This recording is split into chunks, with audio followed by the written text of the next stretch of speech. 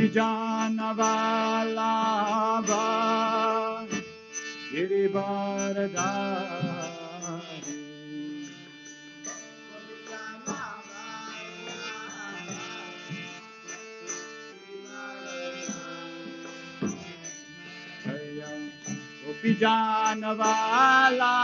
Gopijanavalabha Girivardhari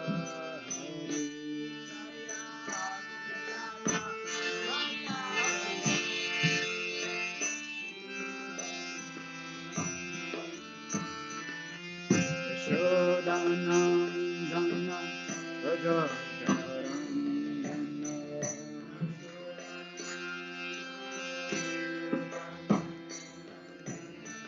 Yashodanandana Rajajanarandana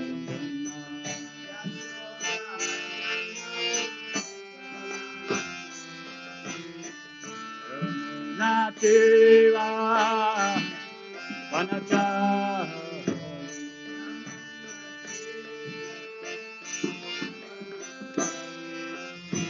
Yamuna Tira Vanachari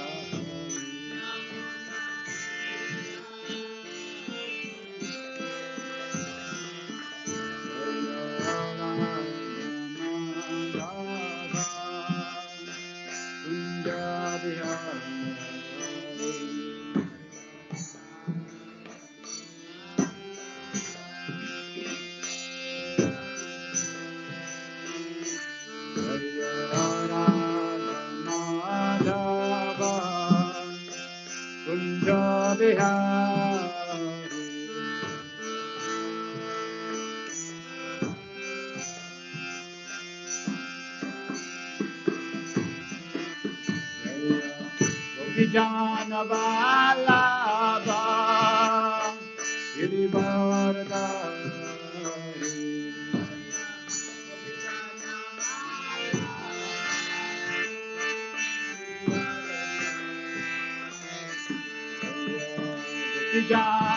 Vijanavalabha Girivardhari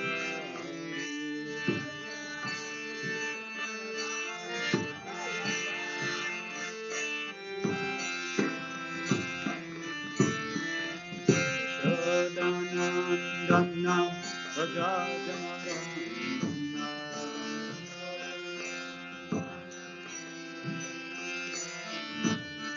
Yashodanandana Rajajanarandana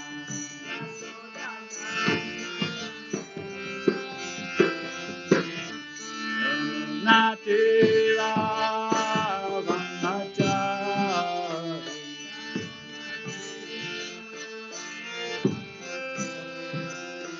Yamunatira Vanachari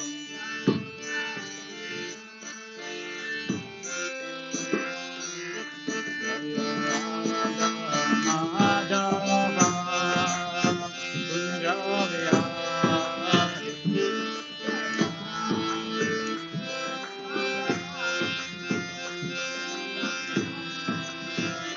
Jaya Radha Madhava Kunjavihari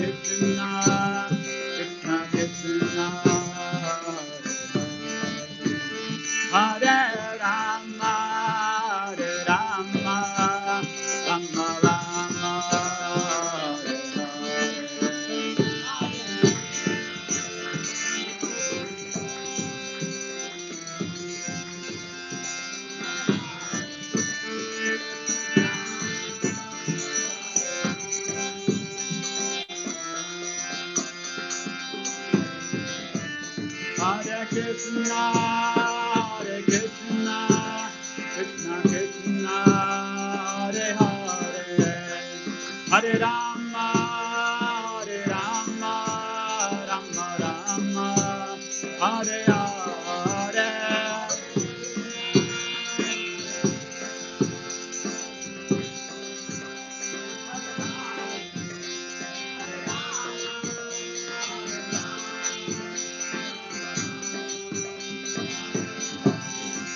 Hare Krishna, Krishna Krishna, Hare Hare, Hare Rama,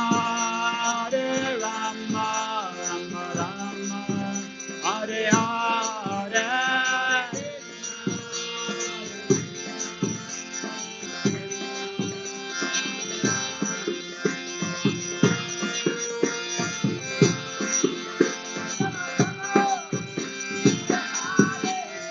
Hare Krishna,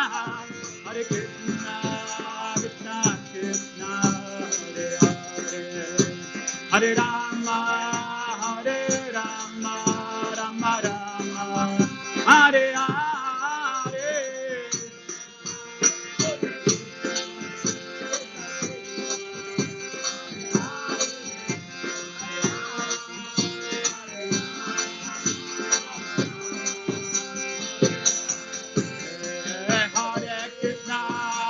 Hare Krishna, Krishna Krishna, Hare Hare, Hare Rama,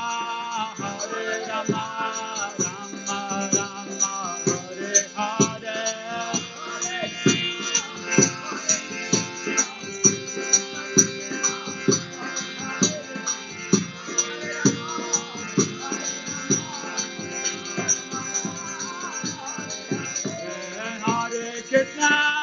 Hare Krishna, Krishna Krishna, Hare Hare, Hare Rama, Rama Rama, Hare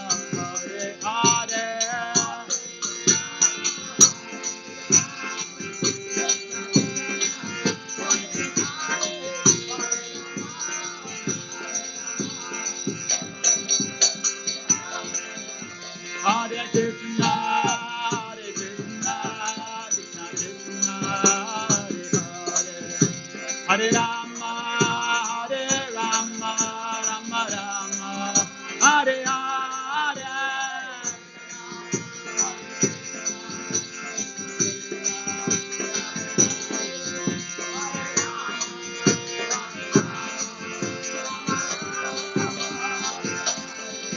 Jaya Radha Madhava Radha Madhava Radha.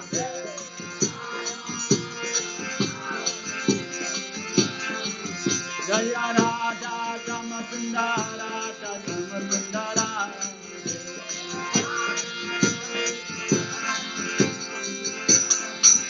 Jaya Prabhupada, Prabhupada, Prabhupada, Jaya Prabhupada.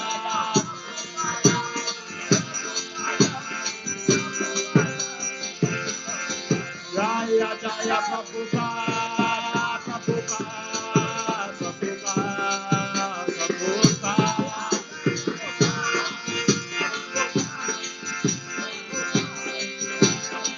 Jaya Jaya Prabhupada, Prabhupada, Prabhupada, Prabhupada.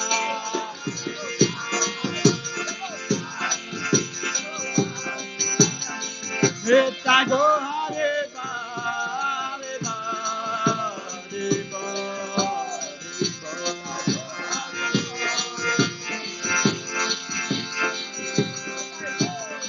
Nitya Go Hare Ba, Hare Ba, Hare Ba, Hare Ba.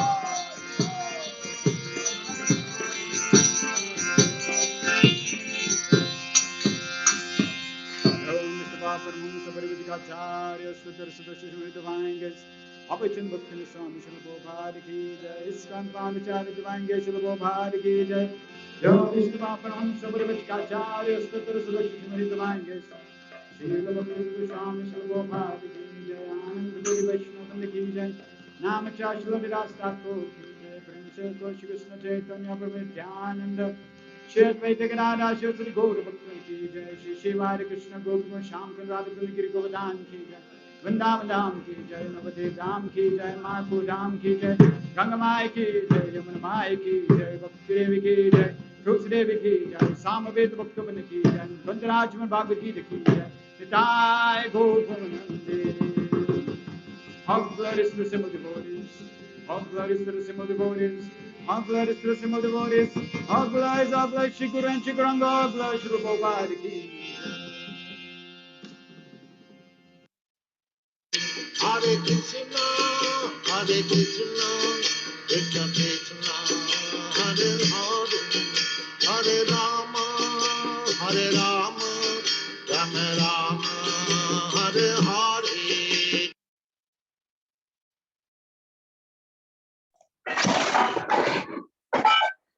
Hare Krishna. Welcome to all the devotees online. Thank you very much for joining us, associating with Srimad Bhagavatam. Today we're going to be covering Canto 1, Chapter 3, verses 30 to 39. Krishna is the source of all incarnations. Just a little suggestion for those that are using a laptop computer. If you have your Zoom screen, on the top, you'll see viewing options. You can click on the viewing options and you can select side by side. What that will do is that will allow you to see the slides and the video, the different devotees, if they have the videos on the separate side.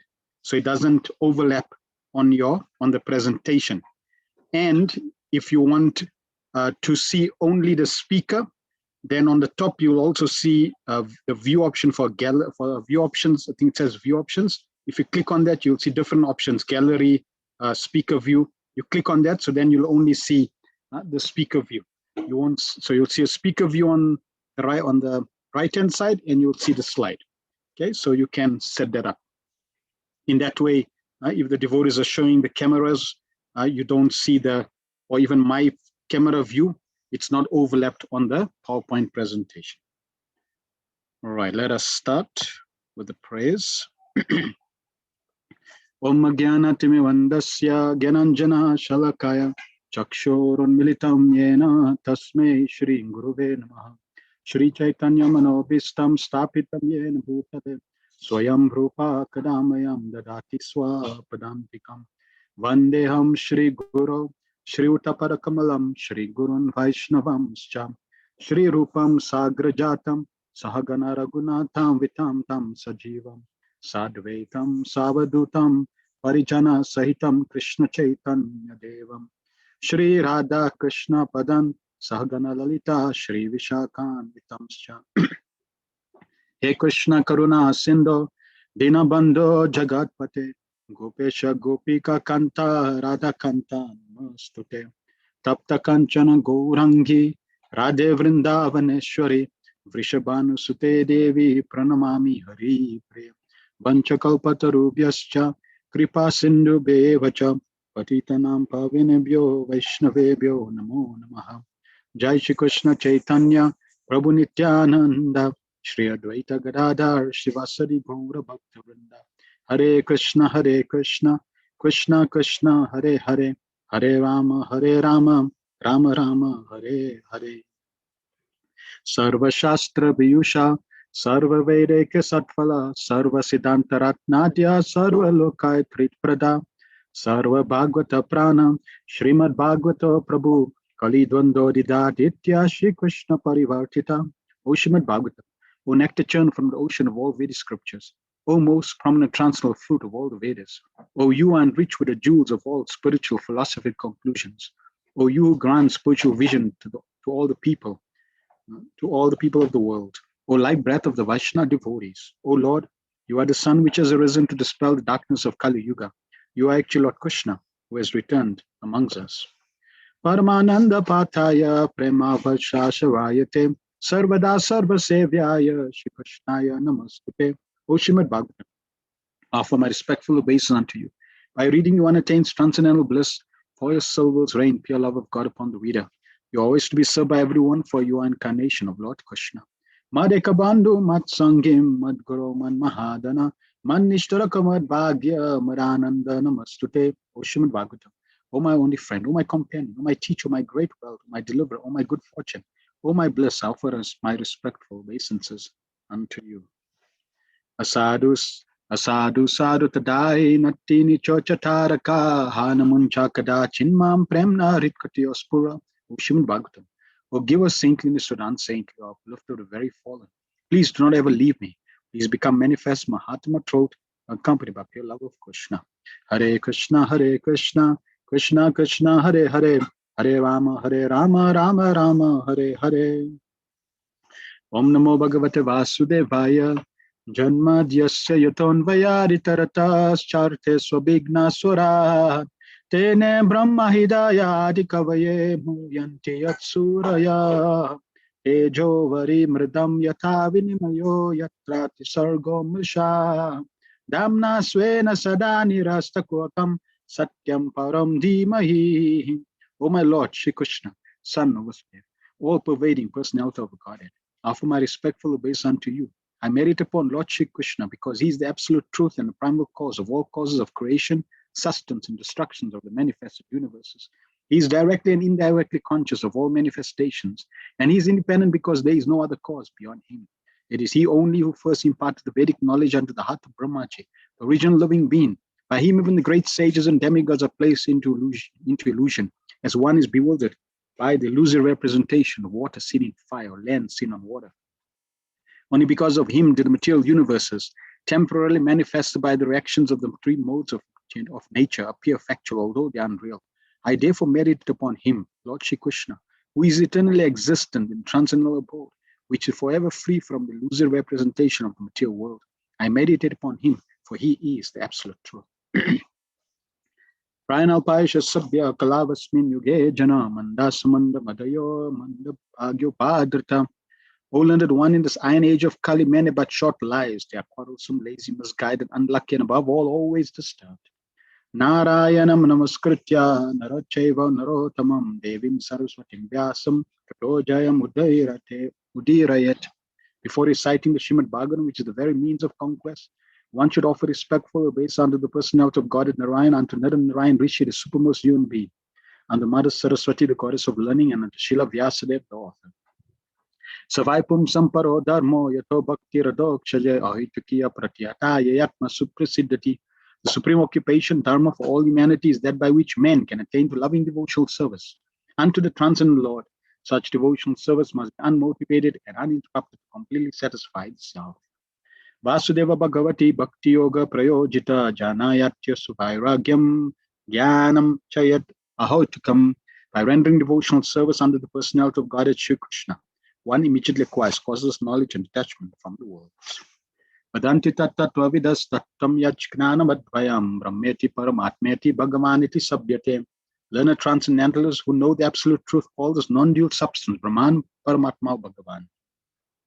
Shushrushro Shardanasya Vasudeva Kataruchi Syan Mahatsevaya Vipra Punyatirtha Nishevanat. O twice born sages, by serving those devotees are completely freed from all vice, great service is done. By such service, one gains affinity for hearing the messages of Vasudeva. Shrantam Swakada Krishna Punya Shravana Kirtana Rityantastoya Bhadrani Vidunoti Suritsatam. Shri Krishna, the personality of Godhead, who is Paramatma, supersoul in everyone's heart, and the benefactor of the truthful devotee, cleanses desire for material enjoyment from the heart of the devotee, who has developed the urge to hear his messages, which are in themselves virtues when properly heard and chanted. Nastapashu Bhadreshu Nityam Bhagavata Sevaya Bhagavatu Tamasloke Bhaktir Bhavati Nashtiki. By regular attendance in the class on the Bhagavatam and by rendering of service to the pure devotees, all that is troublesome to the heart is almost completely destroyed, and loving service unto the personality of God, that whose praise with transcendental songs is established as an irrevocable fact. Om Namo Bhagavate Vasudevaya. Om Namo Bhagavate Vasudevaya. Om Namo Bhagavate Vasudevaya. We're covering Srimad Bhagavatam based on the teachings of His Divine Grace, A.C. Bhaktivedanta Swami Srila Prabhupada, the founder Acharya of the International Society for Krishna Consciousness. So let us hear some feedback, you can either unmute yourself or you can type. Devotees already have typed of last week's verses 28 to 29. Shama says, Hare Krishna Prabhu, the Paribhasa Sutta, text 28, which is the most important verse, was discussed. It can be compared to the order of the king, which when spread throughout the kingdom is never disobeyed by anyone. Very good. The Paribhasa Sutta is a foundational verse and all verses expand from it. Excellent. Madhacharya Siddhi says, Srimad Bhagavatam is the emperor of all scriptures and verse 1328 is the emperor of all verses. Very good. Mother Krishna says, Hare Krishna, although listed as an avatar, Krishna is Bhagavan Swayam. Yes. Sukadeva Goswami says, Lord Krishna is Bhagwan Swayam. Shamananda Prabhu says, Hare Krishna Prabhu, Lord Shri Krishna has the 64 principal attributes. Lord's appearance is mysterious. Definitely. And Chandavandra Radha Mataji says, Hare Krishna, Shri Krishna is the source of all incarnations. Very good. So what you all mentioned is definitely and 100% correct. Rasaraj Prabhu says, innocence and sincere heart of a devotee is important. Very good. Now, can anyone share? You mentioned the verse, Etecham Sakala Pumsa, which is the Paribhasa Sutra. How is that verse? And you mentioned, the statements we discussed, but how is it relevant in relation to all the verses that we read? What should we do and what shouldn't we do in relation to this verse?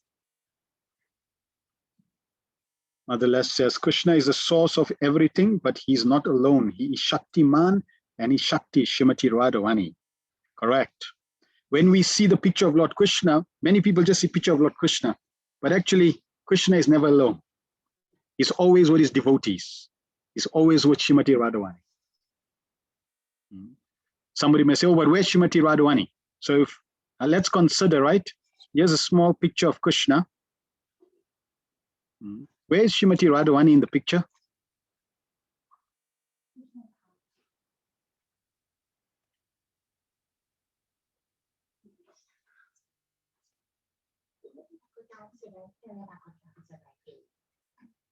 Where is Shrimati Radhavani in this picture of Krishna? Correct. In Krishna's heart. In fact, not only in Krishna's heart, in every pore of Krishna, in every being of Krishna.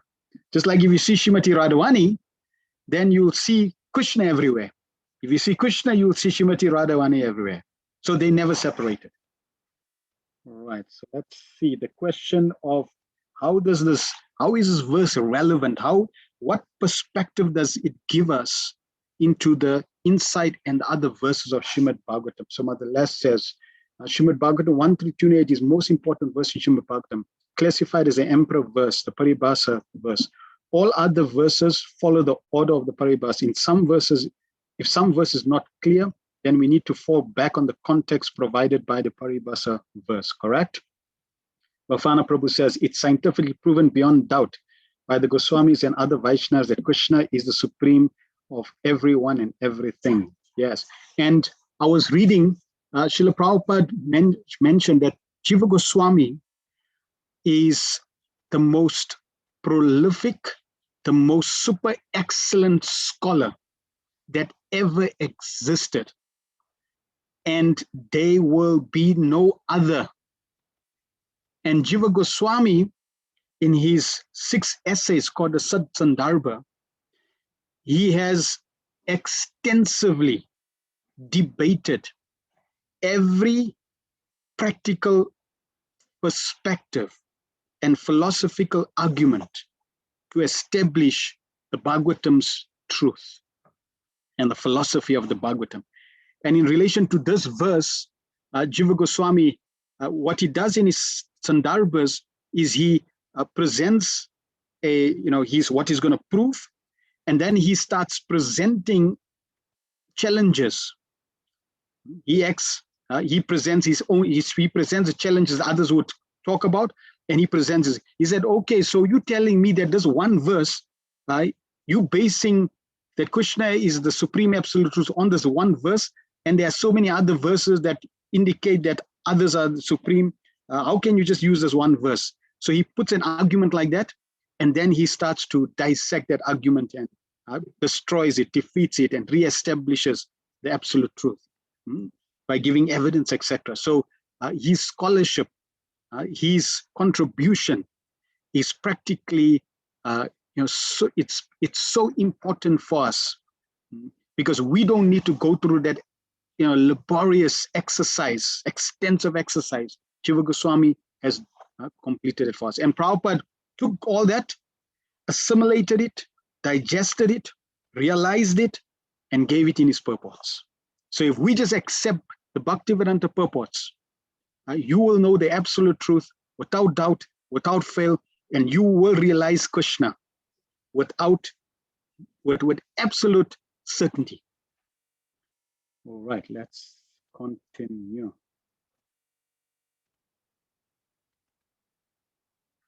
Prem Prabhu says, and if we don't initially understand it to be in harmony with the Paribhasa Sutra, we must properly contemplate on it until we are able to reconcile it with the Paribhasa Sutra. Wonderful. All the verses are to be seen in line with the Paribhasa Sutra. Lord Krishna is Swayam Bhagavan, the source of all incarnations. Everything that exists is nothing but the Supreme Self. All incarnations are the absolute truth, but not all the incarnations are Swayam. Only Krishna is Swayam Bhagavan. This statement is from the beginning of Srimad Bhagavatam, and this theme is carried throughout the Srimad Bhagavatam and is also in Bhagavad Gita. Wonderful. Thank you very much for all your wonderful contributions. And in today's verses, we're going to start hearing and seeing. We're going to be covering verses 29 we covered 29 already, so 30 to 39. We're going to be covering those verses, and we'll see in these sets of verses how, if we understand verse 28, the Paribhasa Sutra, then we don't get derailed by the Virat Rupa, by the Vishwarupa. We understand the Vishwarupa in proper context with the Supreme Personality of Godhead.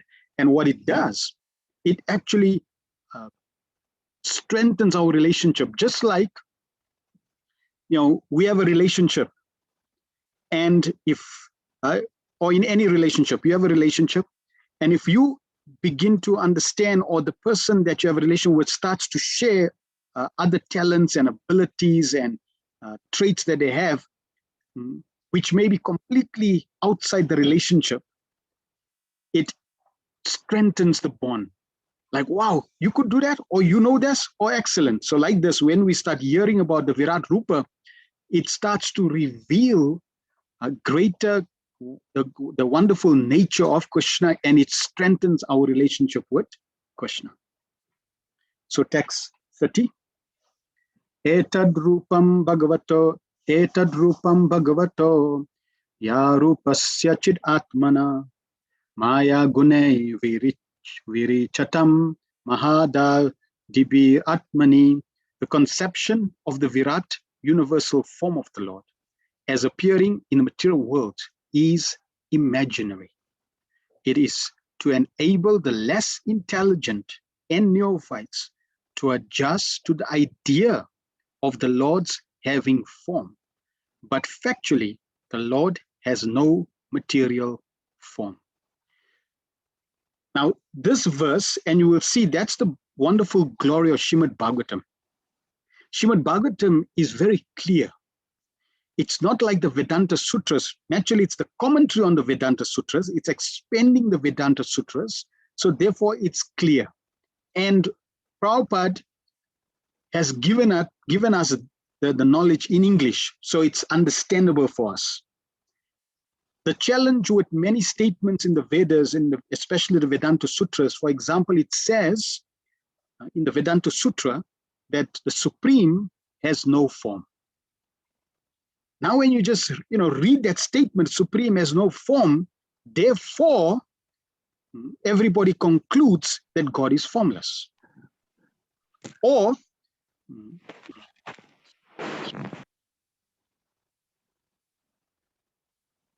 Or you find that it says everything, like we discussed that one statement from the Vedanta Sutra, everything is the supreme. And people become confused. Now here, it's talking about the Virat Rupa, and the Virat Rupa means the whole material nature, the whole material cosmos and creation is said to be the form of the Lord. And this Virat Rupa is imaginary. It does not exist. It's not a factual form. Prabhupada in the purport says, the conception of the Lord, known as the Vishwarup or Virat Rup, is particularly not mentioned along with the various incarnations of the Lord, because all the incarnations of the Lord mentioned above are transcendental, and there's not a tinge of materialism in their bodies. So that's the link. In the 22 incarnations that were mentioned, Virat Rupa was never mentioned. The Vishwarupa was never mentioned. Why? Because the Vishwarupa is imaginary, whereas the other forms of the Lord that were mentioned are transcendental, and there's absolutely no tinge. Like we said, the boy incarnation, the fish incarnation, the tortoise incarnation. Right? There is absolutely no material tinge. The Lord takes this form, but that form is transcendental, it's worshipable. And people become totally confused. Are you worshiping a boar? Are you worshiping a tortoise? Are you worshiping a fish? It's like, all the animals, animal farm, all the different animals, So people, they become totally confused. How are these forms all God? Bhagavatam is revealing they're all there for a purpose. And the ultimate purpose is to reclaim the fallen souls. There is no difference between the body and the self as there is there is in the conditioned soul. The Virat Rupa is conceived for those who are just neophytes and worshippers. For them, the material Vishwarup is presented, and it will be explained in the second canto. In the Virat Rupa, the material manifestations of different planets have been conceived as his legs, hands, etc. Actually, all such descriptions are for the neophytes. The neophytes cannot conceive of anything beyond matter. The material conception of the Lord is not counted in the list of his factual forms as Paramatmas or Supersoul. The Lord is within each and every material form, even within the atoms. But the outward material form is but an imagination, both for the Lord and for the living being. The present forms of the conditioned souls are also not factual. The conclusion is that the material conception of the body of the Lord as a Virat is imaginary. Both the Lord and the living beings are living spirits and have original spiritual bodies. So here the example is shown.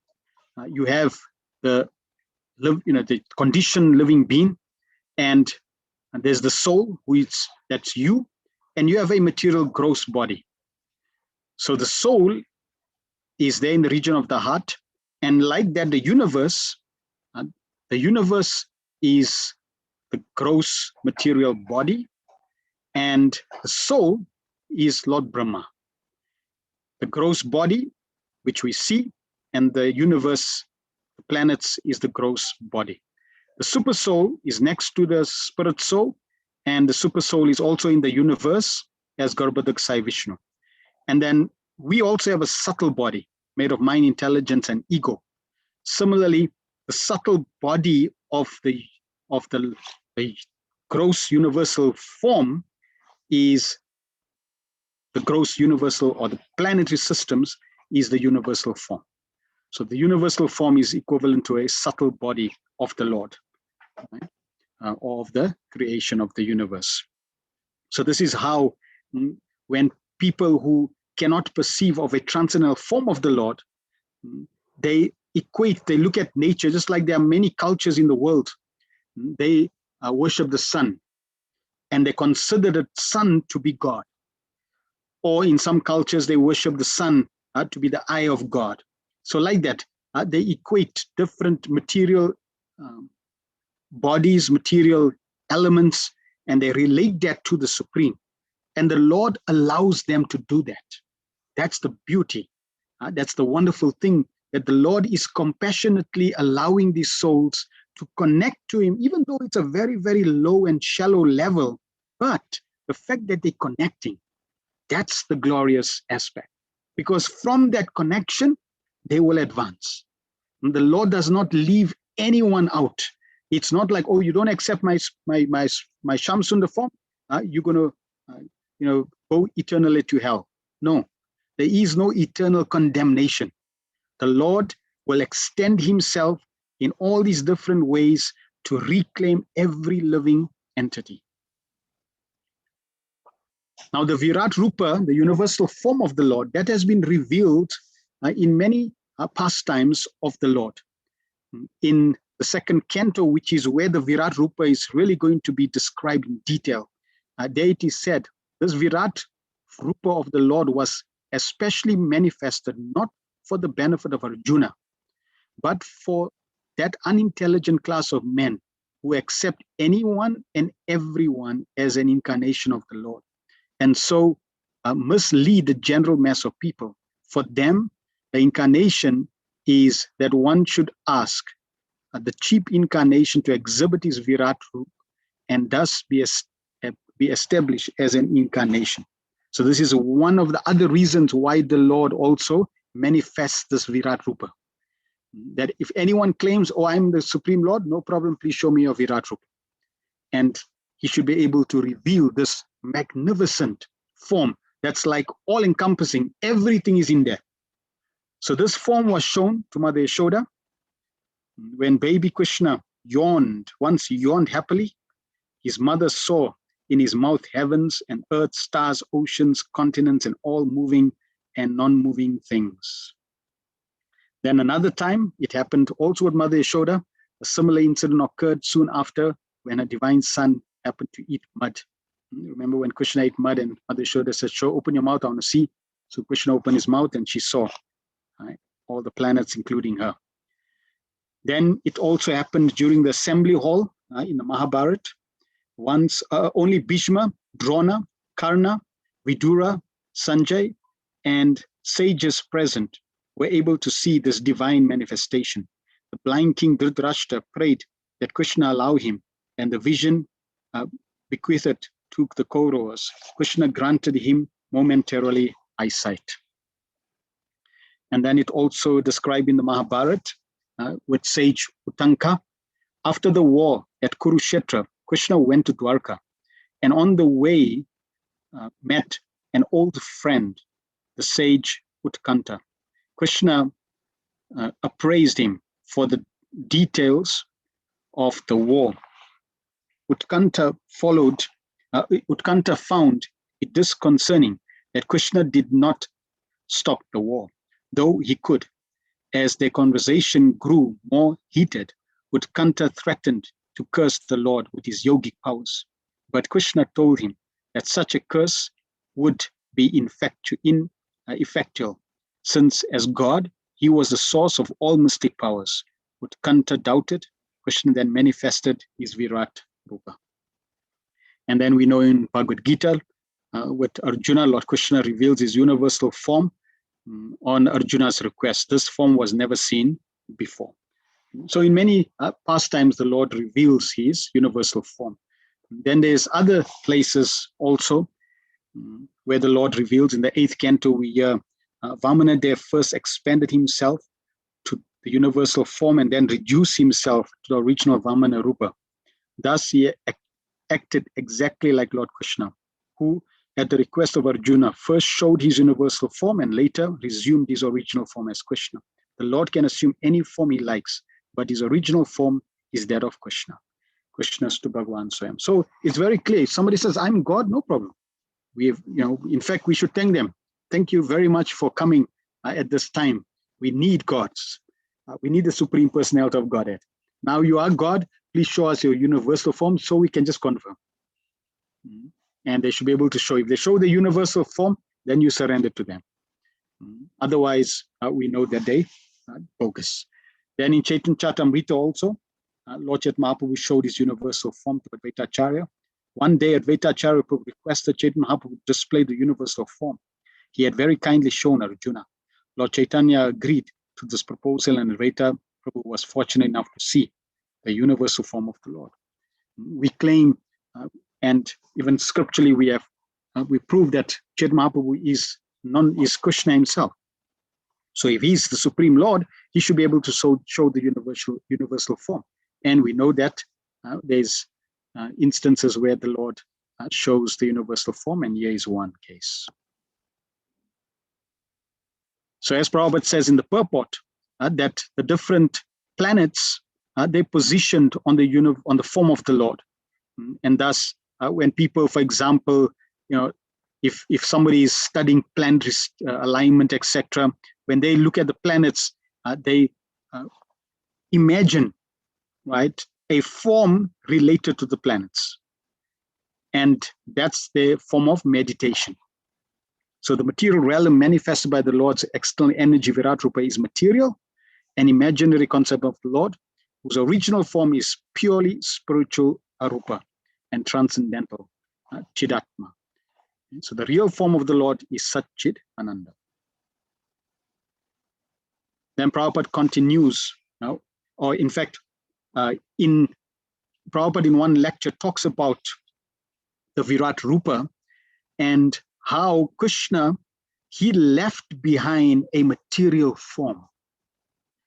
When he was shot, when Krishna was rounding up his pastimes, he arranged that Jara shoots him in the foot. And then Krishna takes that opportunity and leaves back to the spiritual world. So in this pastime, there's a beautiful section which I like to read, 11th Canto, 6th chapter, verse 35, in relation to this. In the conclusion to his work, Mahabharat, Tat Parya Nirnaya, Sri Madhvacharya has written the following purport to the Mosala Leela. That means Krishna's disappearance pastime. The Supreme Personality of Godhead, in order to bewilder the demons and ensure that the word of his own devotees and of the Brahmanas be maintained, created a body of material energy into which the arrow was shot. But the Lord's actual forearm form was never touched by the arrow of Jara, who is actually the Lord's devotee, Bhrigu Rishi. Now, if you know, Bhrigu Rishi is one of the rishis that wanted to test who the Supreme Lord is. Is it Brahma? Is it Lord Shiva? Or is it Lord Vishnu? So the sages asked, they voted Bhrigu Muni, and Bhrigu Muni went to go test who the Supreme Lord is. In the previous age, Bhrigu Muni had placed his foot on the chest of Lord Vishnu.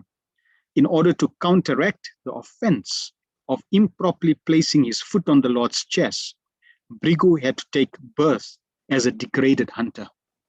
But even though a great devotee willingly accepts such a low birth, the personality of Godhead cannot tolerate seeing his devotee in such a fallen condition.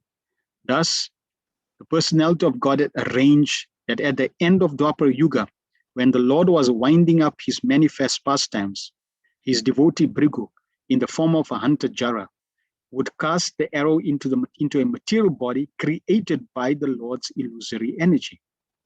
Thus, the hunter would become remorseful, gain release from his degraded birth, and go back to Vaikuntha Lok. So very wonderful. Here we see how Krishna, we said already, Krishna has made arrangements that even for the neophytes, he manifests a material form, the Virat Rupa. Now we seeing another aspect that even for his devotees, to help his devotees, Krishna created this material body, left behind a material body.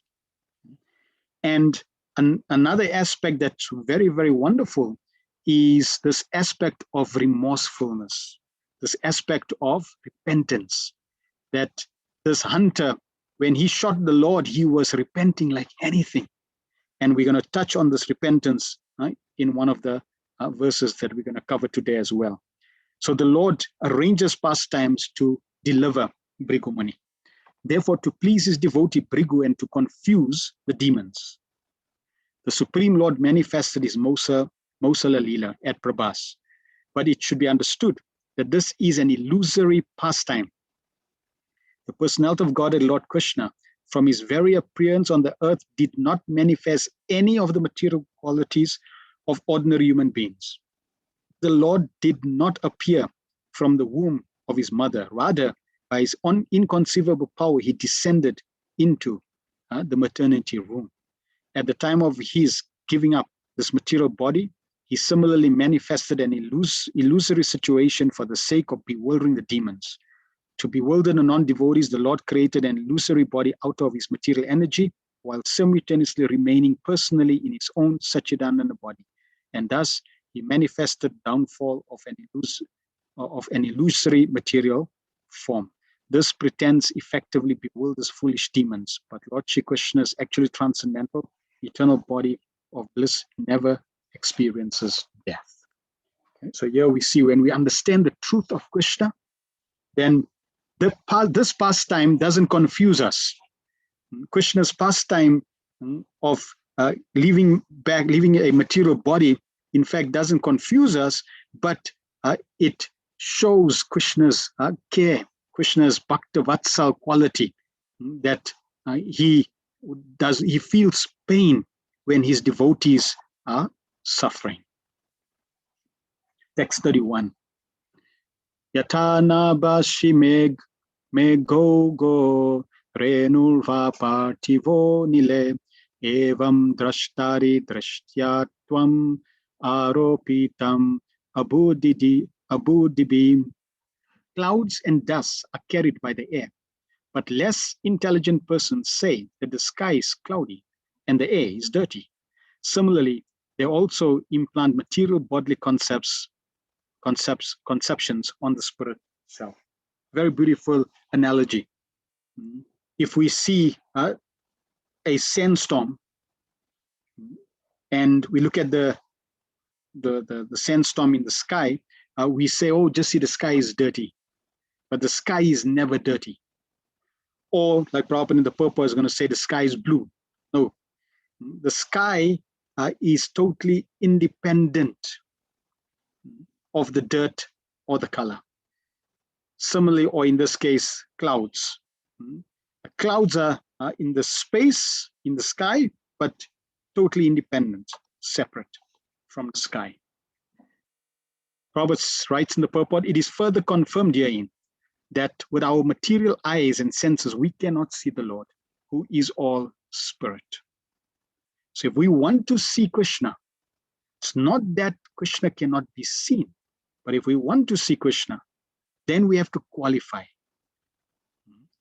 Just like I give the example, we want to hear 702, which is a local in South Africa, it's a radio station. Now, where I'm sitting, 702 frequency is available. The radio station and the broadcast is available, but I cannot hear it because I don't have the proper instruments and I have not tuned into right frequency. So I need the proper instruments and a radio, and I need to tune in to the proper frequency 702. Similarly, to see God is possible, but I need the proper instruments, eyesight, with the proper frequency of pure devotion for me to see God. We cannot even detect the spiritual spark which exists within the material body of the living being. We look to the outward covering of the body and the subtle mind of the living being, but we cannot see the spiritual spark within the body. So we have to accept the living being's presence by the presence of his gross body.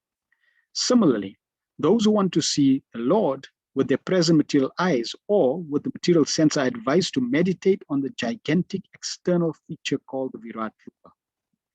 For instance, when a particular gentleman goes in his car, which can be seen very easily, we identify the car with the man within the car. When the president goes out in his particular car, we say, oh, there is the president. For the time being, we identify the car with the president. Similarly, less intelligent men who want to see God immediately without necessary qualification are shown first the gigantic material cosmos as the form of the Lord, although the Lord is within and without. The clouds in the sky and the blue of the sky are better appreciated in this connection, although the bluish tinge of the sky and the sky itself are different. We conceive of the color of the sky as blue, but that is a general conception for the layman only. So now we're hearing another reason for this Virat Rupa, that those who say, well, show me God, and you just have to point, see, there's God, there's the creation, there's God. Everything is connected to God. So in that way, they can actually see, because they don't want to apply the process to qualify. Krishna also appears in the Achavigra form. And when Krishna appears as the Achavigra form, the deity form of the Lord, then we can also see him with our material eyes.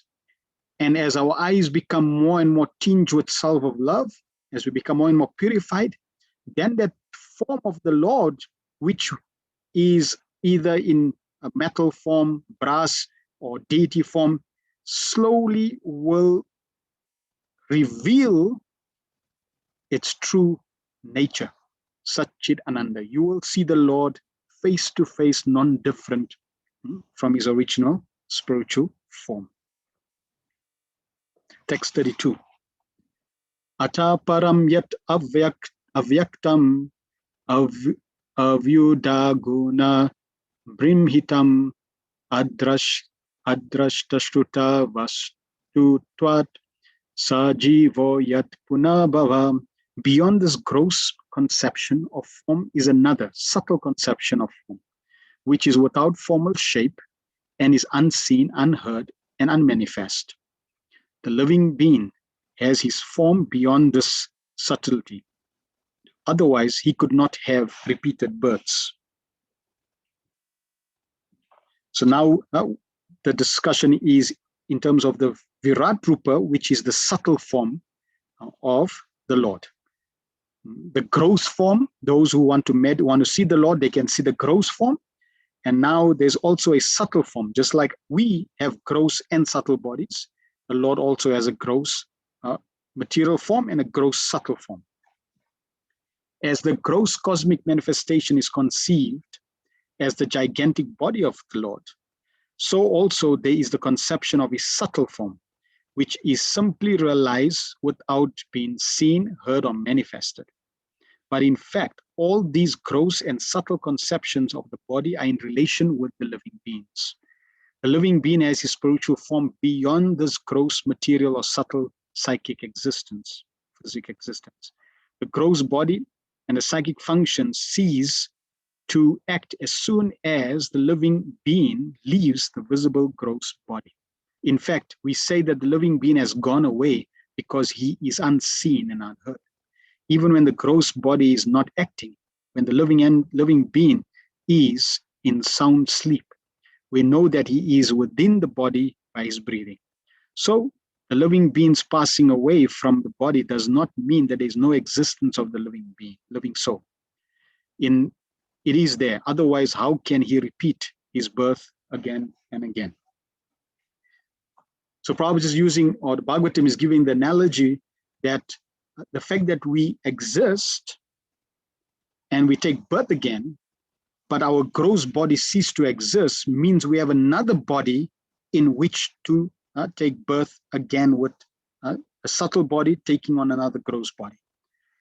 Similarly, the Lord also, the universal form, which is gross, also has a subtle form. And that's the comparison that's given.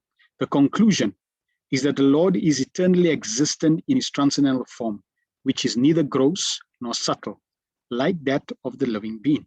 So just as we are not these bodies, not the gross body and not the subtle body, but we have our own spiritual form. Now the soul is 1/10,000 the tip of the hair. And Prabhupada says you can't even see it. Yet, even though it's 1/10,000 tip of the hair, it still has a form. And that form becomes more and more prominent as one practices spiritual life. So if you consider our bhakti road from 0 to 100, at 0, the soul is 1/10,000th of the hair, practically cannot be seen. Now you starts practicing spiritual life. As you advance more and more spiritually, your form begins to manifest more and more and more, not because it's changing in size or the form is changing, but the fact that you're coming closer and closer to the spiritual reality. And when you come closer to the spiritual reality, you are regaining visibility of your spiritual form. Like the further you move away from the mountain, the smaller the mountain becomes. The closer you go to a mountain, the larger the mountain becomes. But it's not that the mountain is changing size, it's your distance away. So similarly, the soul has a fixed size. And as you approach closer, the form to spiritual reality, the form regains. It's also described that your spiritual form is existing, and as you mature in spiritual life, now you start practicing spiritual life with your spiritual senses. You don't just chant with this material tongue. You start chanting with your own tongue. In this way, you begin to experience the spiritual reality more and more with your spiritual senses. The conclusion is that the Lord is eternally exists in his transcendental form, which is neither gross nor subtle like that of the living being. His body is never to be compared to the gross and subtle bodies of the living being. All such conceptions of God's body are imaginary, and the living being has his eternal spiritual form, which is conditioned only by his material contamination. Text 33. Yatre me sad asad rupe pratiside swasamvida avidyayat mani krite iti tad brahmadarshanam. Whenever a person experiences by self-realization that both the gross and subtle bodies have nothing to do with the pure self, at that time he sees himself as well as the Lord. So it is not that you cannot directly see yourself, and it's not that you cannot see the Lord, but it requires qualification. And the qualification is we have to realize that this gross and subtle bodies is not us. At the same time, we have to move away from the needs and focuses of the gross and subtle body. As long as we are focusing on the gross and subtle body and its interactions or relationships, we will be bound. If we want to experience our true spiritual nature, then it means we need to move on the path where we are detaching ourselves from the gross and subtle bodies. So now I have a question, and you can please type in the chat. In relation to what I have said, does that mean that I do nothing in relation to the gross and subtle bodies?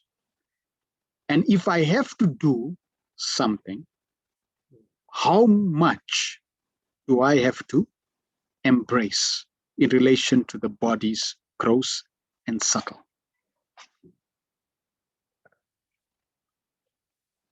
If you want to unmute, you can also unmute.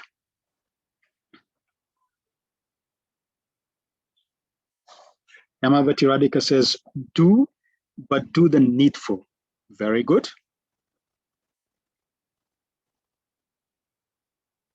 And I'll give you a hint. We covered it in the first canto, first chapter. First canto, first chapter.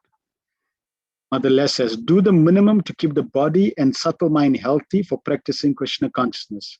Very good. Yes. So we do as much as is required to keep the body and the mind fit for practicing Krishna consciousness, because the soul needs the body to perfect its existence. Mother Krishna says, only take what is necessary to sustain the body and mind. Excellent. Yeah. So we accept what's necessary in terms of the bare minimum, right?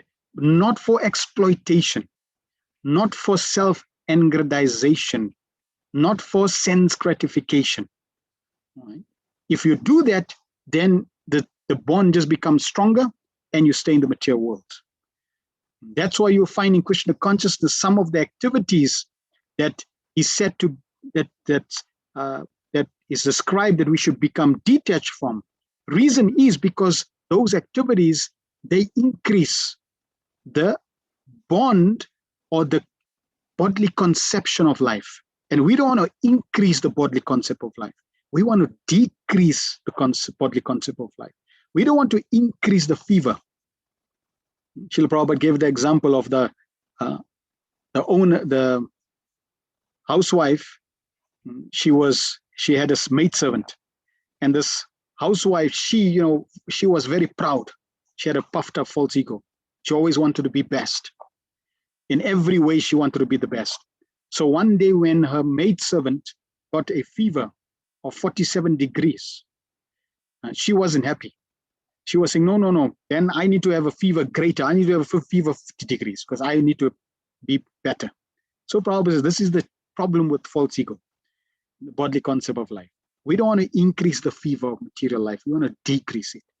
Therefore, we should always ask ourselves that what I'm embracing, what I'm doing, is it just enough to maintain body and soul, right? So that I can practice Krishna consciousness, or is it a disease condition that I have that's increasing my attachment? And Prabhupada did give leeway, that yes, sometimes we may have certain attractions and affiliations to material nature, because it's not going to be an overnight process. But at least I recognize, at least I know I have this weakness. And once I recognize I have this weakness, then I can progress, because I'm on the road of bhakti. I haven't concluded that road. I'm not perfect. I'm imperfect, but I have a perfect path. And I know my weaknesses and I acknowledge my weaknesses. And with that, I am on this path of becoming more and more pure. Therefore, when they asked Srila Prabhupada, how many pure devotees you have? Prabhupada responded, how many devotees do I have in the movement? Why? Because everyone will end up on that last lap of perfection, even though they may be temporarily having their limitations, their imperfections, etc. We have to see it like that, right? And we have to see ourselves on that path as well.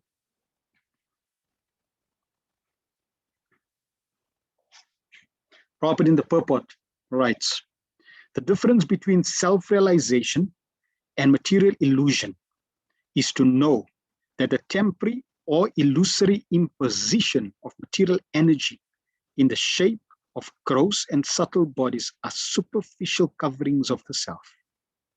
So this is self-realization. To understand that I have a problem. This gross body, when I see the mirror, last I mentioned one of the lectures, when you see in the mirror, you shouldn't look in the mirror and say, oh, so nice, so beautiful, so handsome. No, when you look in the mirror, you have to see, oh, such a rascal. Just see, I got this diseased covering. I got this illusory covering. I got this temporary covering. It's simply a covering. I need to get this covering out. I need to purify this covering. I need to remove this superficial covering. So I don't develop a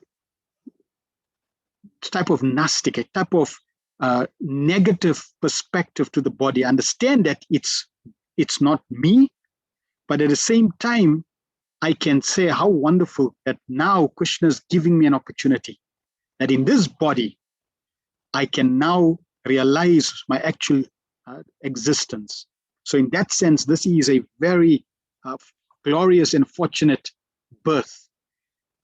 Even though the body itself is unwanted, but this birth is the most fortunate and glorious. Why? Because we have been exposed by Srila Prabhupada's compassion and mercy to the Bhagavatam, to the teachings of Krishna consciousness, so that we can actually understand the actual truth.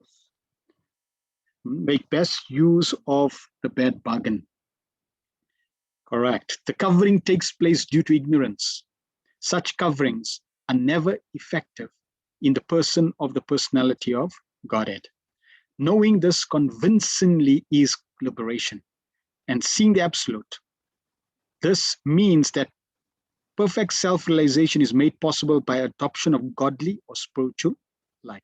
So if one wants to practice self-realization, if one wants to see God, then it simply means adoption of a godly or spiritual life. Are we becoming more and more godly? Are we becoming more and more spiritual? Spiritual. We're taking spirit and we're taking rituals. There are many rituals in devotional service. Making arati, it's a ritual. Offering, it's a ritual. Bowing down, it's a ritual. Many rituals. But are we infusing the spirit of devotion in those rituals so that it becomes spiritual life? Doesn't become a ritualistic life. Doesn't become a boring life. Oh, not again. I mean, really? Like I have to read again, like I have to chant again, like I have to go to the temple again. Like, serious? Yes, serious. If you take spiritual life seriously, then it's not boredom. It's not dry, hacknick. Prabhupada said you can go on chanting 24 hours a day and you'll not feel it dry and hacknick. Why? Because if you understand and you apply it properly, you will experience it is Satchidananda Vigraha, Ananda Madi Bodh. It's ever increasing ocean of bliss. That's the nature of spiritual life. So this means that perfect self-realization is made possible by adoption of godly and spiritual life. Self-realization means becoming indifferent to the needs of the gross and subtle bodies and becoming serious about the activities of the self. So, so wonderful. Prabhupada, it's so crystal clear in terms of what spiritual life is. How often do we become caught up in gross and subtle exchanges? Like, for example, we relate on the gross bodily platform in terms of gender, in terms of race, in terms of caste and creed. Right? We may relate on the subtle platform, thinking about devotees in such ways, but we need to rise above. If we're serious about spiritual life, we have to all live on the platform that I'm spirit, you are spirit. We're all connected to the Supreme Spirit. With that spirit of devotion, with that spirit of understanding, we should encourage each other, practice spiritual life, and this way blissfully be able to render our service in Krishna consciousness. The impetus for activities is generated from the self. I'll repeat that again. The impetus for activities is generated from the self, but such activities become illusory due to the ignorance of the real position of the self. By ignorance, self-interest is calculated in terms of the gross and subtle bodies, and therefore a whole set of activities is spoiled.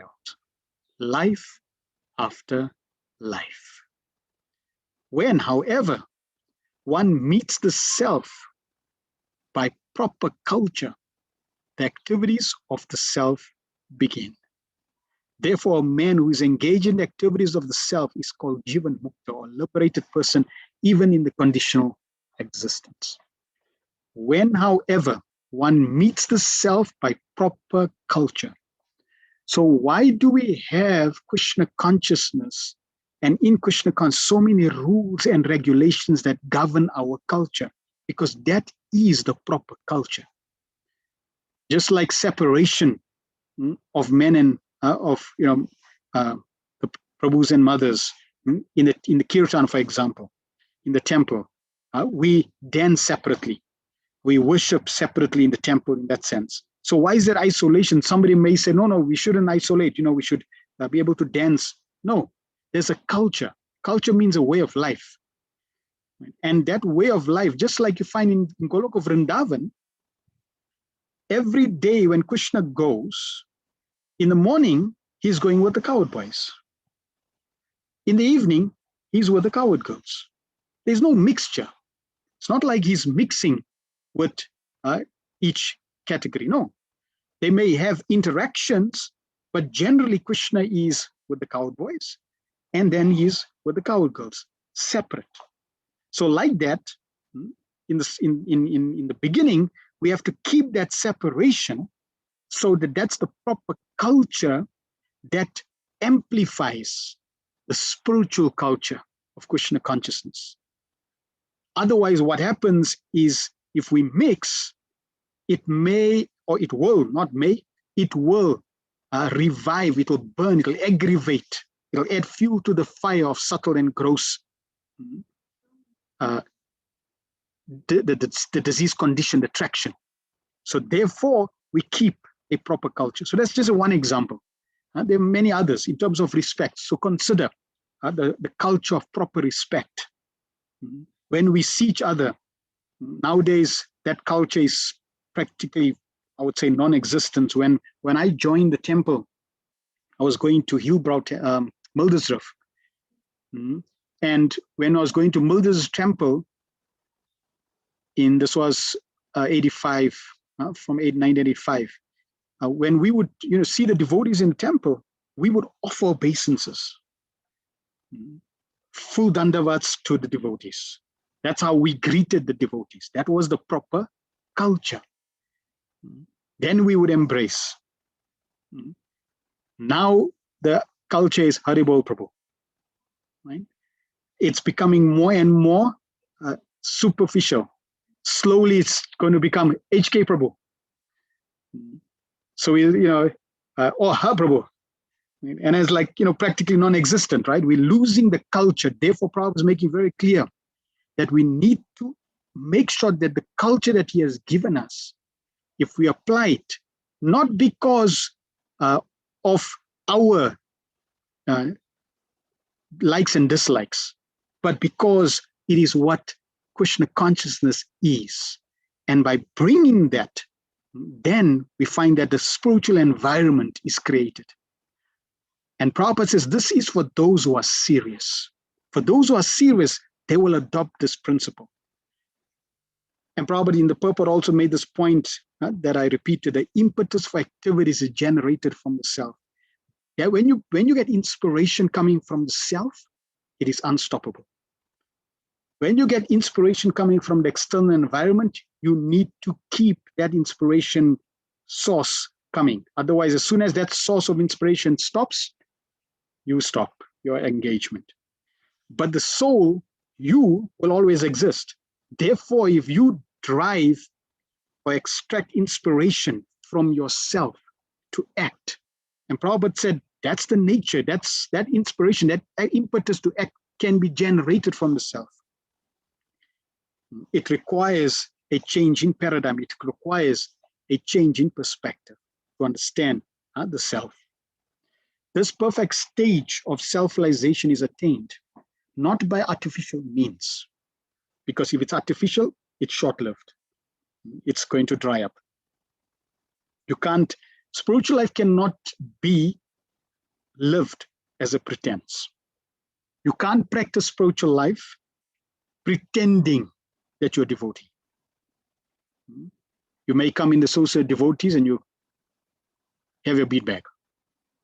And especially when you're in the association devotees, you put your hand in the bead bag. As soon as you leave the association devotees, you put your bead bag in the kapi hole. Forgotten until the next Sunday program. Then when you visit the temple, you open the cubby, take your bead bag, put it around your neck, put your hand in the bead bag. I'm a devotee. Right? You can fool the devotees. You can't fool Krishna. Therefore, you cannot artificially apply or practice spiritual life.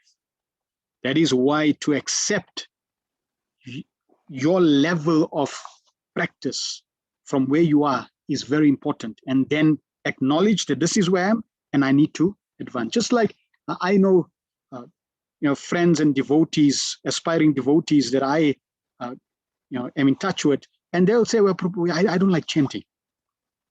It's very difficult. I don't chant, but I like to do the service." See, and that's good. They're acknowledging. They're not saying that I'm chanting when they're not chanting. They're acknowledging, I don't like chanting. I don't chant, but I like to do the service. Please give me the service. So like that, when we engage them slowly and we encourage them, then slowly they will also progress. This perfect stage of self-realization is attained not by artificial means, but under the lotus feet of the Lord, who is always transcendental. In Bhagavad Gita, the Lord says that he is present in everyone's heart, and from him only all knowledge, remembrance, or forgetfulness take place. When the living being desires to be an enjoyer of material energy, illusory phenomena, the Lord covers the living being in the mystery of forgetfulness. And thus the living being misinterprets the gross body and subtle mind to be his own self. And we are living this mystery. Somebody says, show me the truth. Here's the truth. You are living a forgetful life. You are living a lie. You are living an illusion. So if you are not guided by the Bhagavatam, then all your actions, unfortunately, are simply aggravating the forgetfulness, the illusory existence. The Bhagavatam is revealing to us. And what was the cause of that, of this type of existence? Desire. Some people ask, why? Why me, Prabhu? Why did I have to go through this, Prabhu? Well, you desired. And because of that desire, that one desire to enjoy separately from the Lord, complicated your life, after life, after life. That desire just branched from 1 to 10 to 100 to 1,000, 10,000, 100,000, 1,000,000, just kept on multiplying in all different forms, shapes, just from that one desire. Therefore, Prabhupada says to go back to the spiritual world is very easy. Just change your desire. So that's why we're practicing Krishna consciousness. That's why we're associating with Srimad Bhagavatam, so that we can change that desire by the association, by the potency, by the power of Bhagavatam, Prabhupada's purports, the devotees, the practice of devotional service, prasadam, kirtan. We are changing our desire.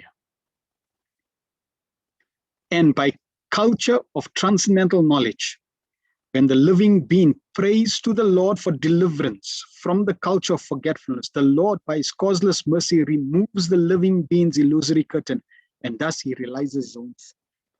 Now Prabhupada is sharing another practical part of Krishna consciousness. We have to pray to the Lord. To the degree you desire to become free from this illusory type of existence, to that degree, you will earnestly pray, my Lord, I know I'm a rascal. I'm falling into this material existence. I forgot you. I was such a demon. Please, please, I beg you, please help me. Please take me out. When we're chanting, Hare Krishna, Krishna Krishna, Hare Hare, Hare Rama, Rama Rama, Hare Hare, we play, my Lord, please engage me in your service. Please claim me. Please take me back to your shelter. So that prayer is very, very conducive, very important. He then engages himself in the service of the Lord in his eternal constitutional position, becoming liberated from the conditioned life. All this is executed by the Lord either through the external potency or directly by the internal potency. That last statement is so profound. We are in the material world. We are submerged, surrounded by the material energy, external potency. If we sincere and we sincerely pray to the Lord and we acknowledge and we want to practice spiritual life seriously, the Lord can even use the external material potency to liberate us. Naturally, the internal energy can easily liberate, but the Lord can use any of his energies for us. So for us, it's not a question of, oh, I need to be in the spiritual world to be liberated. No, right now, even in the material existence, I can be liberated. I can be Krishna conscious.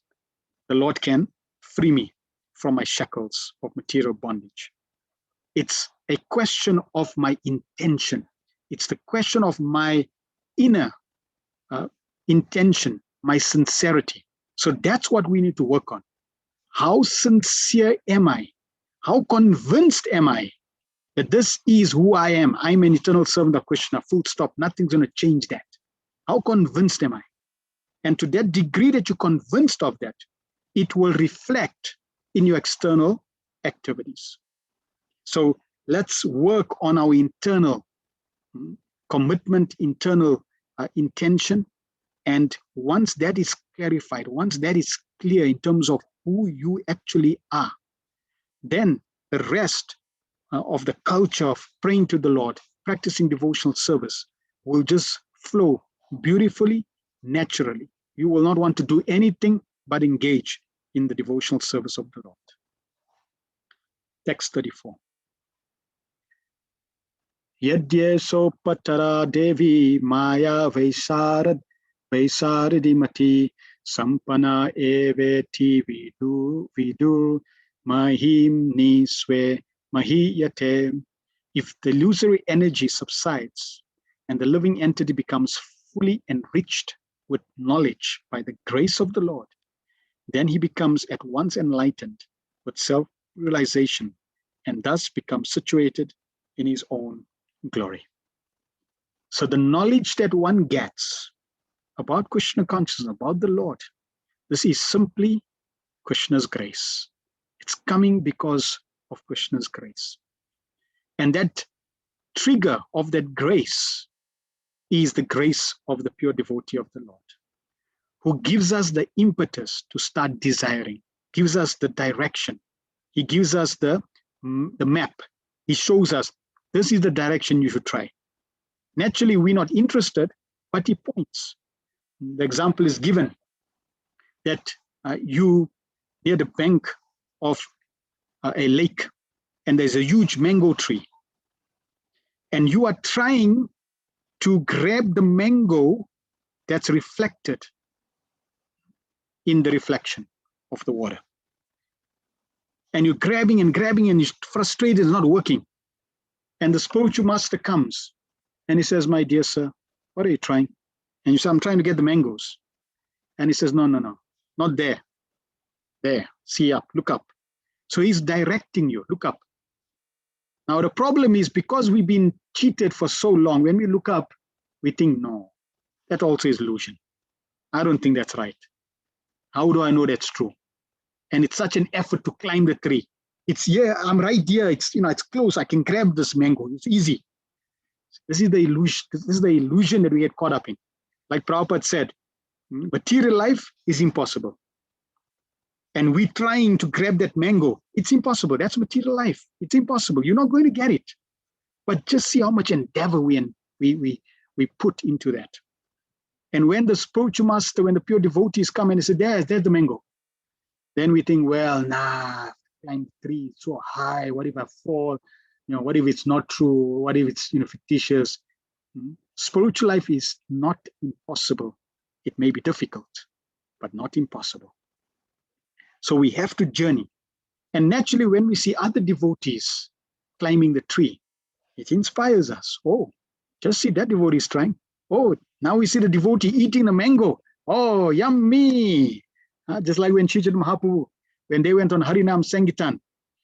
So one time they were going on Harinam Sankirtan, thousands of devotees, and they were so hungry. Sri Chaitanya Mahaprabhu took a mango seed. He planted it Instantly a mango tree grew, and instantly on the mango tree were beautiful mangoes with absolutely no skin and no pulp. And the devotees, after the Harinam, had a mango feast. They relished it. And I think it was for the whole year. Every time they would go on Harinam, they would come and have a mango feast from that tree. That tree never stopped giving mangoes by the mercy of Sri Chaitanya Mahaprabhu. So like that, when we see the devotees relishing the mangoes, it also inspires us that yes, there is truth to this process. This is the reality. Prabhupada in the purport. Because the Lord is the absolute transcendence, all of his energy, all of his forms, names, pastimes, attributes, associates, and energies are identical with him. His transcendental energy acts according to his omnipotency. The same energy acts as his external, internal, and marginal energies. And by his omnipotency, he can perform anything and everything through the agency of any of the above energies. Remember, we said that for the Lord, there is no matter spirit. There is no categories of energies. For him, it's all his energies. Therefore, he can employ any of the energies in whichever way he desires. He can turn the external energy into internal by his will. So all we need is for Krishna to say, yes. Krishna, I'm a rascal. Please accept me. As soon as Krishna says, yes, you're perfect. Everything else will manifest. Therefore, by his grace, the external energy which is employed in illusioning those living beings who want to have it, subsides by the will of the Lord in terms of the repentance and penance for the conditioned soul. Two qualities required: repentance and penance. We have to understand and we have to acknowledge and we have to accept, I made a mistake. And now, my Lord, I'm very, very, very sorry. Please accept my apology. I'm very sorry. So that repentance, the more we feel that repentance, that regret of doing the wrong things, it burns our karma away. It burns the sinful reactions away. So this quality of repentance is extremely beneficial for a spiritual practitioner. It burns our karma away. And the penance is I engage in devotional service. That's our punishment. That's our penance. We engage in chanting Hare Krishna. We engage in serving the devotees. We engage in spreading Krishna consciousness. That is our penance. And the very same energy then acts to help the purified living being make progress on the path of self-realization. The example of electrical energy is very appropriate in this connection.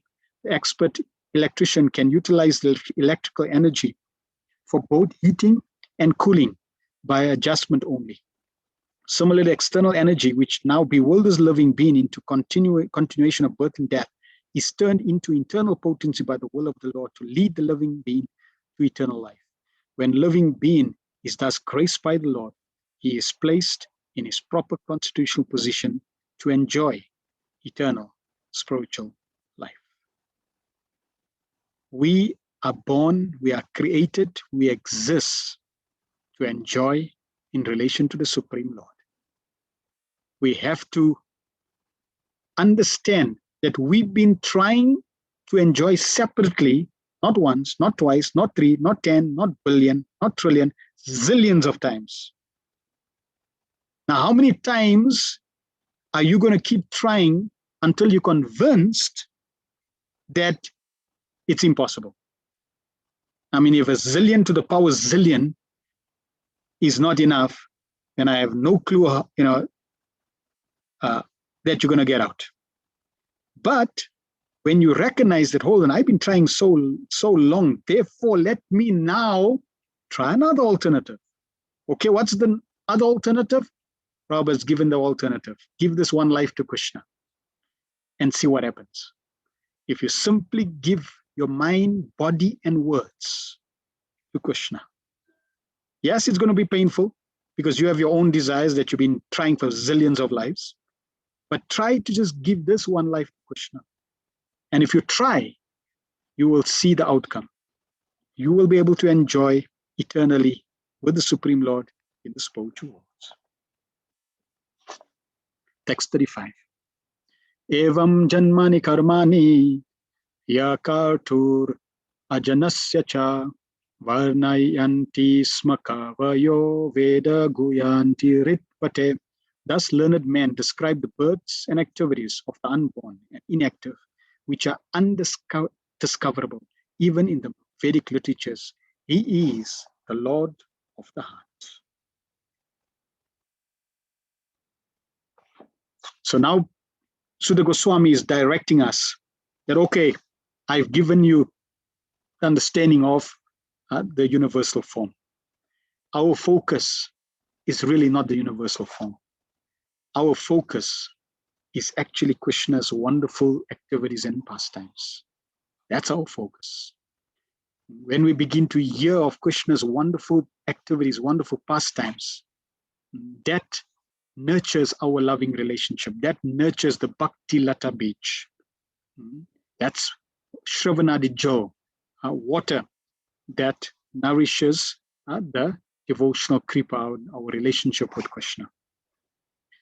Both the Lord and the living entities are essentially all spiritual. Therefore, both of them are eternal and neither of them has birth and death.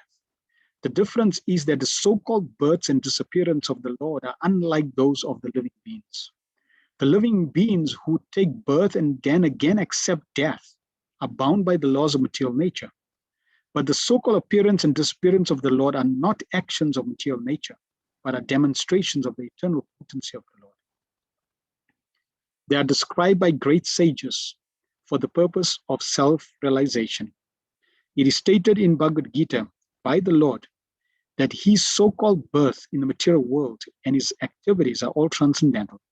And simply by meditation on such activities, one can attain realization of Brahman and thus become liberated from material bondage. In the Shrutis, it is said that the birthless appear to take birth. The Supreme has nothing to do, but because he's omnipotent, everything is performed by him naturally, as if done automatically. As a matter of fact, the appearance and disappearance of the Supreme Personality of Godhead and its different activities are all confidential, even to the Vedic literatures. Yet, they are displayed by the Lord to bestow mercy upon the conditioned souls. We should always take advantage of the narrations of the activities of the Lord, which are meditations on the Brahman in the most convenient and palatable form. So Prabhupada is urging us, in encouraging us. We have the glorious opportunity to hear and meditate on the most convenient and palatable form of the Supreme Lord, Krishna Stu Bhagavan Swayam, the most beautiful form of Krishna, Krishna's most attractive feature. And Bhagavatam is presenting Krishna in this beautiful form.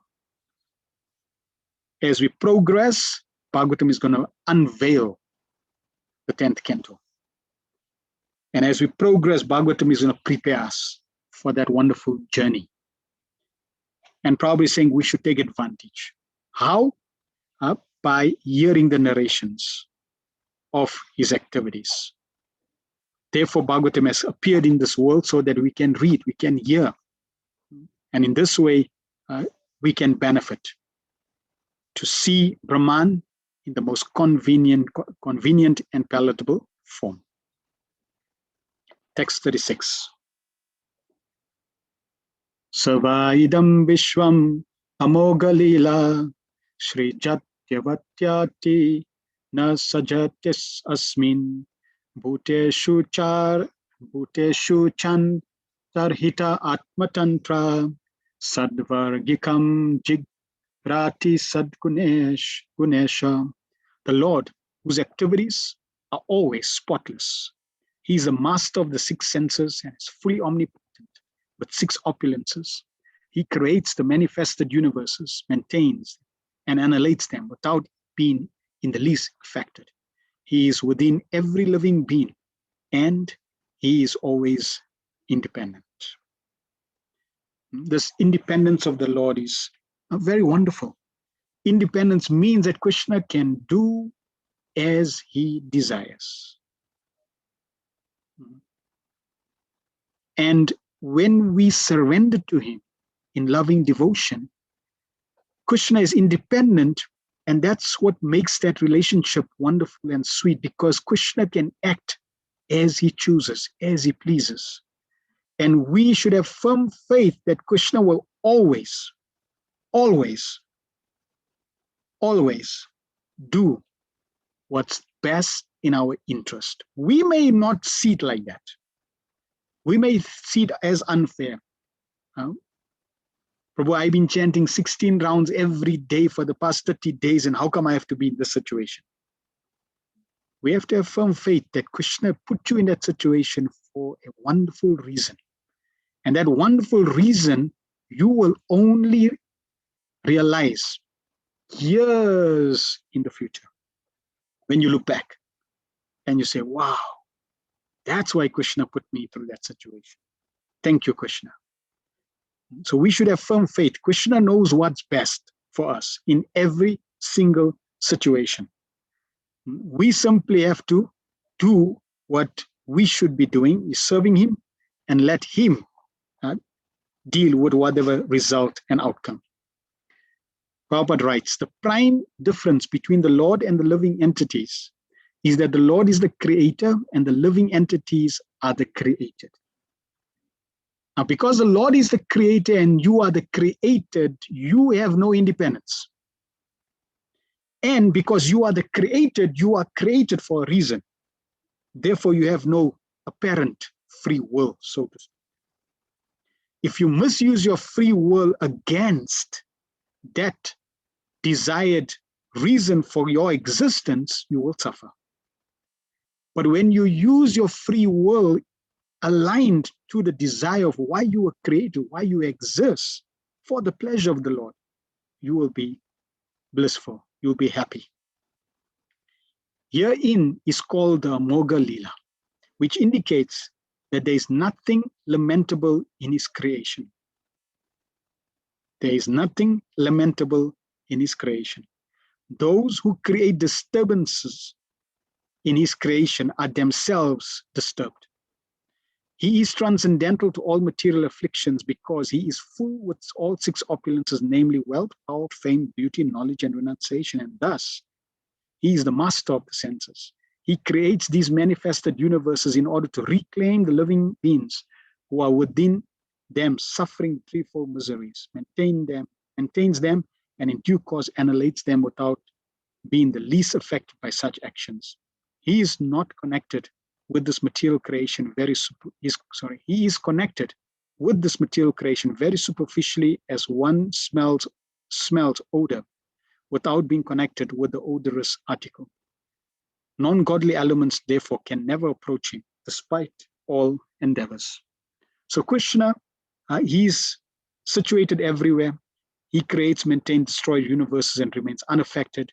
He has spotless pastimes, he's independent, he has six opulences, and is the master of the six senses. And this is the Supreme Lord, our Supreme Father, our Supreme Shelter, our eternal Ashraya, that we are desiring to take full shelter and fully realize our eternal relationship with him. Text 37. Nachasya kaschin nipunena dhatu avaiti jantu kumanisha utti nana nirupa nimano vachobi santa vato natacharyam ivagna. The foolish, with a poor fund of knowledge, cannot know the transcendental nature of the forms, names, and activities of the Lord, who is playing like an actor in a drama. Nor can they express such things, neither in their speculations nor in their words. So Krishna, when he performs his pastimes, it's inconceivable. If you're going to script a drama, then many people can speculate what you're going to script, at least to a great extent.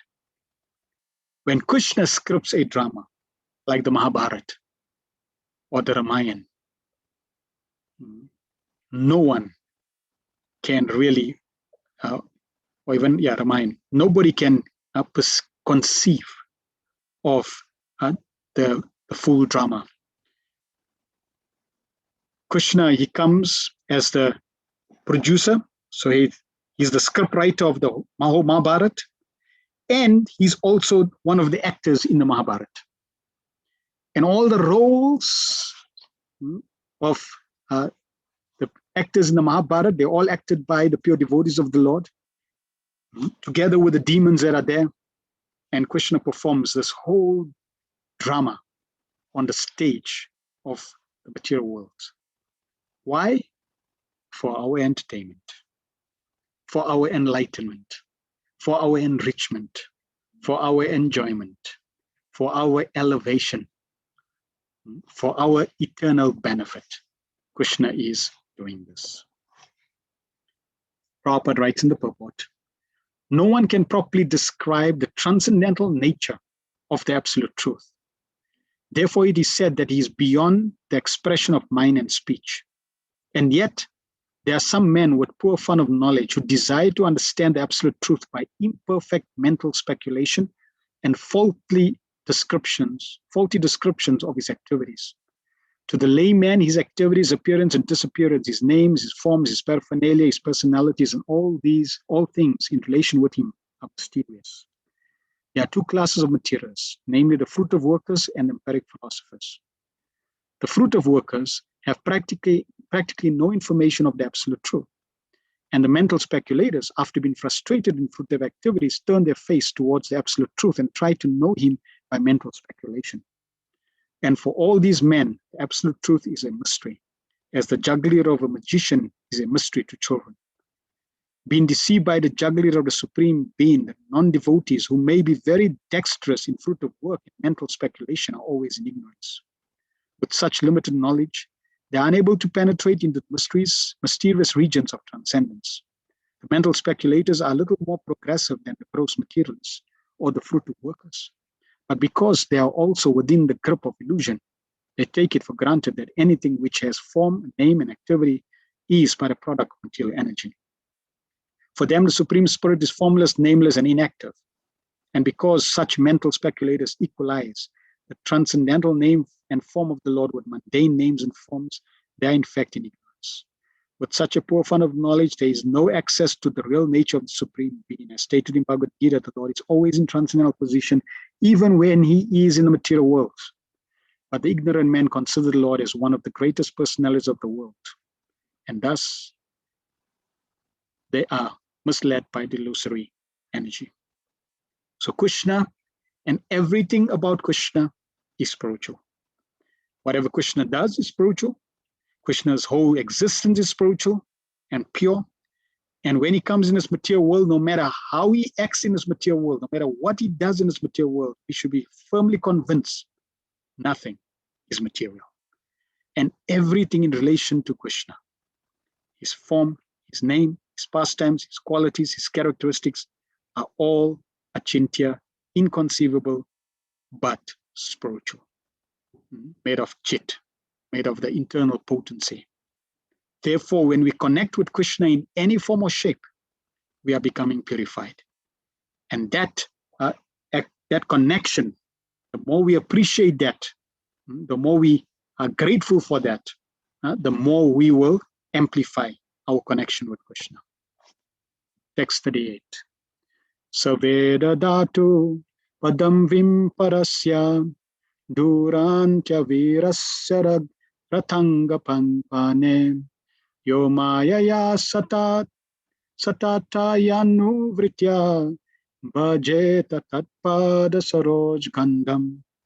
Only those who render unreserved, uninterrupted, favorable service unto the lotus feet of the Lord, lotus feet of Lord Krishna, who carries the wheel of the chariot in his hand, can know the creator of the universe in his full glory, power, and transcendence. Wonderful verse. The only way. We generally tell people, yes, the only way, the only way, the only way. So this is unfortunately the only way. And Prabhupada in the purport expands on this only way. If you want to see God, whether you're a Hindu, Muslim, Jew, Tamil, Christian, black, white, blue, doesn't matter.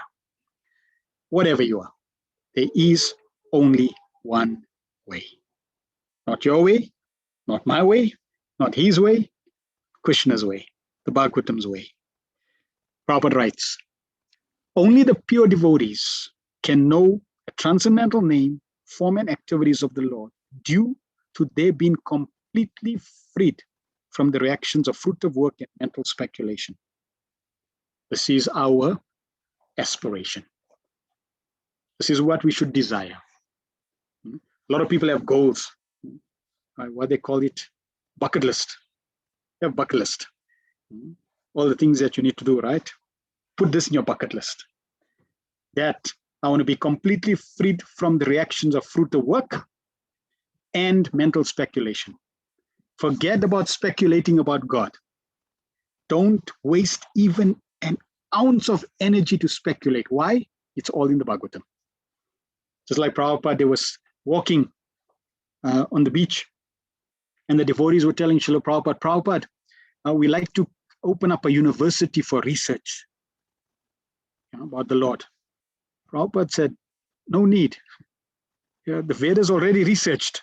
Why you want to open up a research to know about the Lord? It's already, Bhagavatam is there, scriptures already there, it's research done. Stop wasting time. Research is done, take it. Take advantage of it. So becoming free from the mental speculation and fruitive work. We don't want to work for sense gratification. We don't want to work for a reward. We don't want to work for some monetary gain. Whether it's, it doesn't matter what activity, I don't want to do an activity for a monetary gain. I want to do an activity for the pleasure of Krishna. Even my work should be seen. Just consider Arjuna. Arjuna, he is working very hard as a warrior. He's got his tools. He's got his bow and arrow. So we may also be working. I got my computer. I have my material occupation. And just as Arjuna is working, but he's not working on a fruitive platform. He's working. Initially, he wanted to escape his work. Then Krishna encouraged him to work even for the fruits. Then Krishna encouraged him to work, giving up the fruits.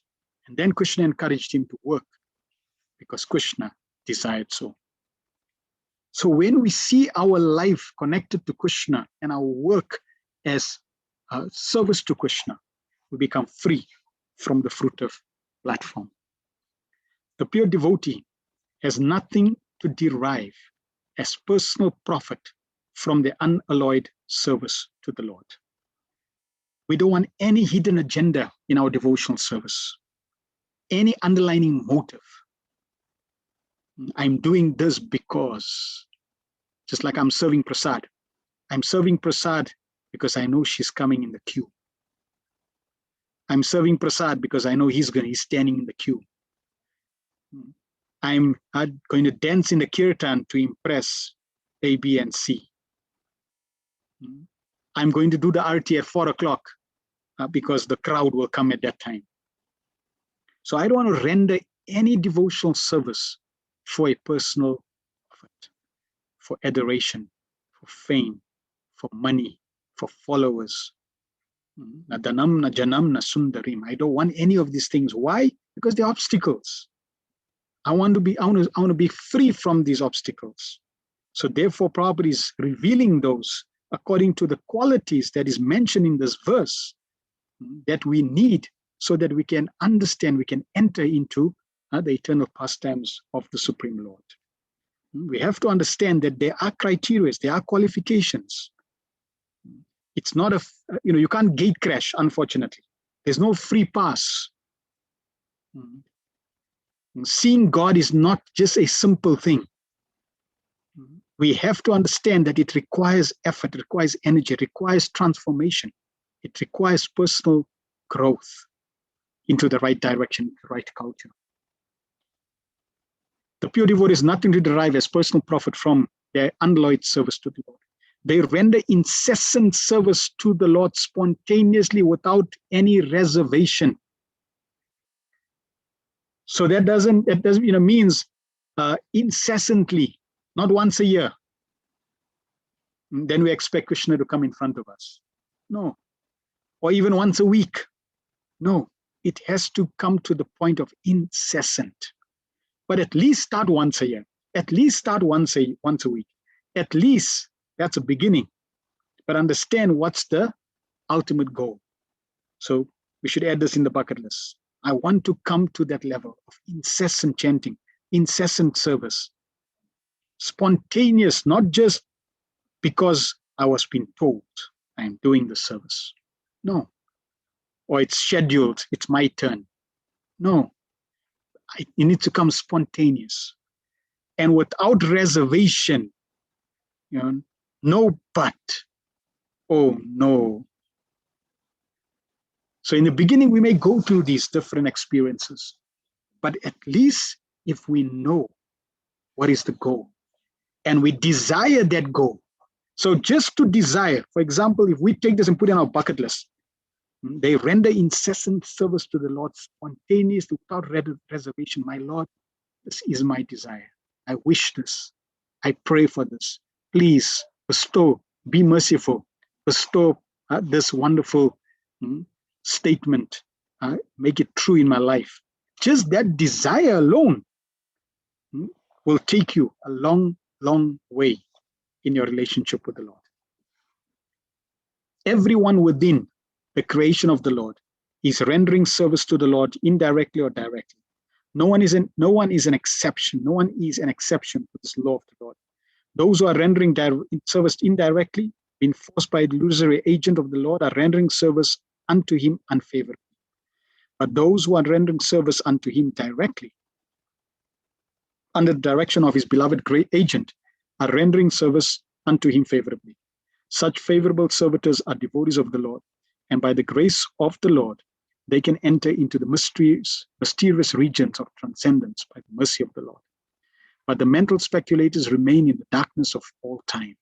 As stated in Bhagavad Gita, the Lord himself guides the pure devotees towards the path of realization due to their constant engagement in the loving service of the Lord in spontaneous affection.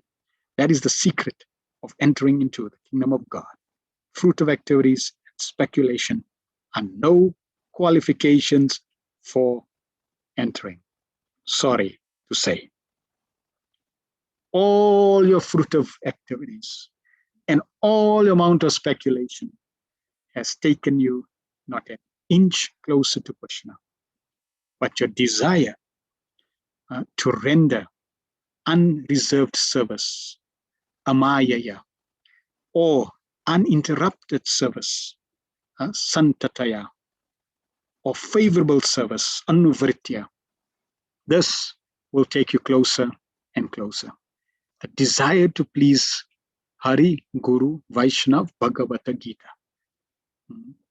That simple desire to say, I want to please the devotees, I want to please Krishna, I want to please the Bhagavatam. Therefore, I'm trying, I'm associating. And yes, it's difficult. Yes, I get deviated. Yes, I have difficulties and challenges. I have obstacles. I'm imperfect. No problem. If Krishna could accept Putana's simple desire to be to have motherly affection, to breastfeed him as a mother, if Krishna just accepted that part and rejected everything else of her, the fact that she was not dressed as a devotee, the fact that she pretended to be a gopi, the fact that she had a devious criminal mentality to kill Krishna. The fact that she had put poison on her breast, Krishna ignored that. Just the fact that in a previous life, she desired, I like him as a child. Just that motherly sentiment, single desire and act of trying to breastfeed. Krishna accepted that and rejected everything else. Why wouldn't Krishna accept our sincere, well-intended service? So we have to constantly add to that, more and more.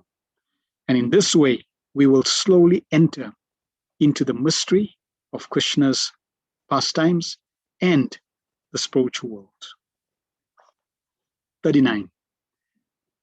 Ateha danya bhagavantamidam itam yadvasudeva kalilokanate kurvanti sarvatmakam atmabhavam na yatra bhuya parivarta ugra.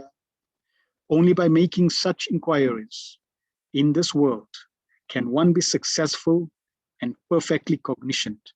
For such inquiries invoke transcendental ecstatic love unto the personality of Godhead, who is the proprietor of all the universes, and guarantee 100% immunity from the dreadful repetition of birth and death. Sutta Goswami now concludes, and he's now, when he's speaking to the sages, and the sages are all sitting there in the forest, and the sages are thinking, we don't have this pure devotion. We don't have this uninterrupted, favorable devotion to Krishna. And Sutta Goswami, he encourages, he says, no, you people are fortunate because you are making such inquiries. And only by making such inquiries in this world can one be successful and perfectly cognizant. Because what this inquiry will do, it'll invoke transcendental ecstatic love unto the personality of Godhead. And who is this personality of Godhead? He's the proprietor of all universes. Prabhupada would say, Krishna is no pauper. Krishna wants, he can give us the whole earth in 18 days. And Prabhupada said, what you going to do with it? You can't even maintain one temple. You want to get the whole world in 18 days. What are you going to do with it? If we haven't developed the proper culture of the spiritual worlds with Krishna in the center, the proper attitude of relating with each other, then naturally we will make a mess. But Krishna is a proprietor of all the universes. We working so hard, struggling so hard to maintain our livelihood. That itself should, give us a shock to say how foolish I am. That Krishna, who is my supreme shelter, my father, he's the proprietor of all the universes. I just need a house. I just need some, food and shelter. He's got universes. How much can he provide? Why isn't he providing? Not because Krishna cannot provide, it's because we are not aligned to his desires, because we haven't taken full shelter of Krishna. Okay, from tomorrow I'm taking full shelter of Krishna. Yes, to say it is easy, but to live it is one thing. At least you started saying it. Very good. Keep saying it. When you say it with your tongue, very good. Keep saying it. Then you'll mean it with your mind. Very good. Then you mean it with your intelligence. Very good. Then you'll mean it with yourself. And when you mean it with yourself, you will find that there is no lack at Krishna's lotus feet. And not only that, guarantee 100% immunity. Yes, we want immunity from COVID. We want immunity from so many things. And now you may get immunity from COVID. Another COVID disease is going to come. Version 3, version 4, version 5, another disease. They're not going to stop. This material world is a place of birth, death, disease, and old age. It's not going to stop. But getting immunity from birth and death means disease and old age is stopped. So our focus should be how to get immunity from birth and death. And that's possible. According to Sutta Goswami, from the inquiries of the sages and hearing the answers that Sutta Goswami, Sukadeva Goswami are giving, Srimad Bhagavatam. This will make us immune to the repetition of birth and death, which is dreadful.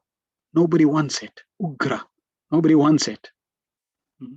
Yet, very few are trying to resolve, trying to find a solution. So those who are fortunate to understand that I don't want it and let me find a solution, and the solution is there. Just consider, we don't have to study Sanskrit. I mean, on this page, this Sanskrit verse, I have no clue what it means if I just have to read it in Sanskrit. But if I read this bottom part, oh, it makes perfect sense. This is Prabhupada's mercy, Prabhupada's glory, Prabhupada's genius, Prabhupada's compassion to us. Let us take advantage. Prabhupada purport. The inquiries of the sages, headed by Shonaka, are herewith praised by Sutta Goswami on the merit of their transcendental nature.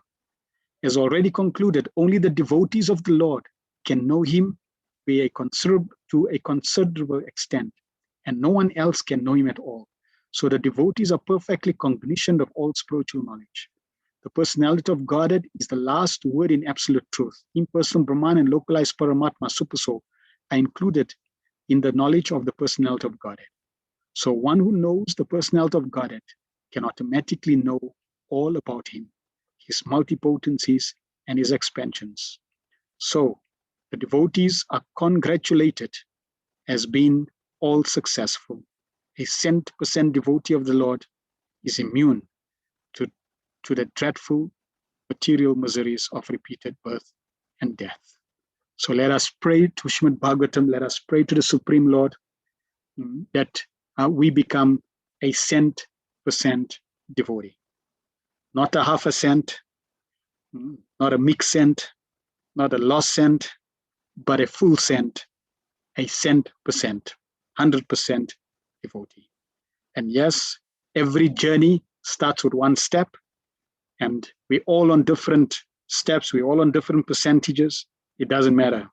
We're all together on the right road, and together, if we continue encouraging, associating with Krishna and the Bhagavatam in the center, rest assured, whether it's this life or whether it's in the future lives, we will one day meet Krishna and his associates and our family back in the spiritual face to face.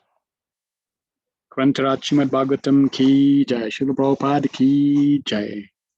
Thank you very much. Are there any questions or comments? You can unmute or you can share in the chat.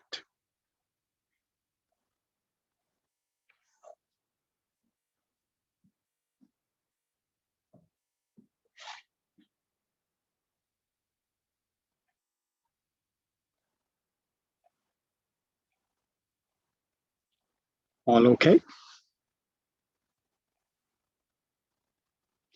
Shamananda Prabhu says we should always take advantage of the narrations and activities of the Lord. Yes. The ball is in our court. Bafana Prabhu says, I surrender to the Goswamis and Prabhupada's purport. Thank you very much. That is the perfection of spiritual life. If we simply just accept, it makes life so easy. Prabhupada said, simple for the simple, complicated for the complicated. One time, the devotees were, Prabhupada was narrating and he was saying, that sometimes we may have your view, my view, different views. Prabhupada said, whatever Krishna's view is our view. Full stop. Bas. Krishna says like this, it's like that. Prabhupada says like this, it's like that. Bas. Full stop. And it's perfection because they're no ordinary persons. So yes, thank you. Rasaraj Prabhu says, what does Krishna carrying the wheel of chariot mean? Yes, so that description of Krishna carrying the chariot wheel, it could be the Krishna carrying the Sudarshan Chakra, but for us, it's Krishna on the battlefield of Kurukshetra, Parthasarathi, when Krishna picked up the chariot wheel to attack Bhishmadev. Because at the beginning of the battle of Kurukshetra, Krishna, when both Arjuna and Yudhishthir, Arjuna and Duryodhan went to Krishna for seeking his assistance. Duryodhan was thinking, I wish Krishna asked me first. So in order for Krishna to ask him first, he sat right next to Krishna by Krishna's bedside. And Arjuna, he came and he sat next to Krishna's feet. And Krishna got up. And when Krishna got up, he saw Arjuna first. Then he saw Duryodhan. So then they both explained what was the reason for their coming. They want Krishna's participation. So Krishna said, well, there's only one condition. I will not fight in the battlefield of Kurukshetra. I will not even pick up any arms. So if somebody wants me, they will have me without my army and without me picking up any weapons. And on the other side, you can have my Narayan army, my whole Narayan army. So Duryodhan was thinking, brilliant. But Krishna, I came first here. So I'm meant to ask first. Then Krishna said, but I saw Arjuna first. So Arjuna needs to ask first. So Duryodhan was crossing his fingers and hoping that he doesn't ask for the Narayan army. Arjuna is a pure devoted Lord. He said, my Lord, we only want your blessings. We only want your association. If you're with us, I'm happy. Even if we don't have your army and even if you're not going to fight. Duryodhan was thinking, what a fool. Hey, what a rascal. He's saying, oh, Arjuna, he's glorified Arjuna, but in fact, he's thinking, yeah, what a fool, I got his army, very good. You're going to have to feed Krishna, right? He's not going to even fight for you, you're going to have to feed him. We got a whole Narayan army. So this is how it happened. Now, on the battlefield, when one day Bhishmadev vowed to fight so valiantly, and he was attacking Arjuna so valiantly that Arjuna was getting defeated. And Krishna could not accept that. So at one point, Krishna got down from the chariot and picked up the chariot wheel and attacked Bhishmadev. And Bhishmadev was so happy because that's his rasa. And Bhishmadev, he glorified Krishna that just see, you ready to break your own promise to protect your devotee.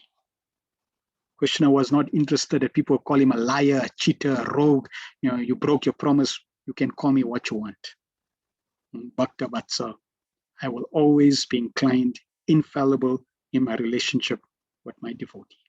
So that is Krishna with a will.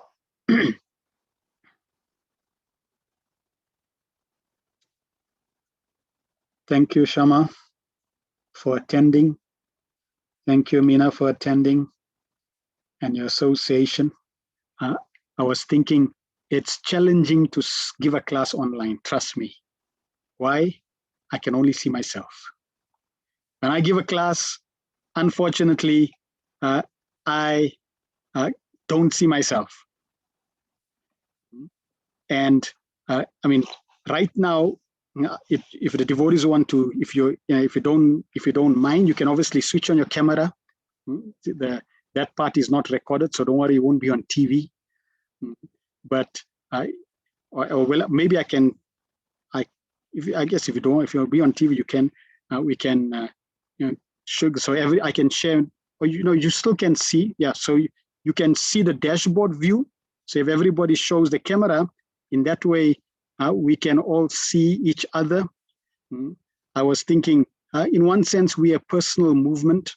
So it's nice to connect. And the challenge is, I know some of your devotees, and in some case, I don't know who I'm speaking to. So to give a class to my computer is very challenging. It's like, who am I speaking to, right? So it's nice that the devotees, because that way, and we pray that one day we can be together with each other, because as I said, then you can sense the energy of the inspiration that comes from you, the energy of inspiration that comes from me, which all comes from the soul and comes from Krishna. So it's glorious in that sense, right? And unfortunately, with the internet, our lives slowly becomes more impersonal. But speaking with each other in that way, we can see each other, we can communicate with each other, and makes it more relishable. So thank you for everyone for being here. We got people from Canada, right? Giridhari Prabhu and his wonderful family are there. Y'all can unmute. I've given you access, so you can obviously all unmute.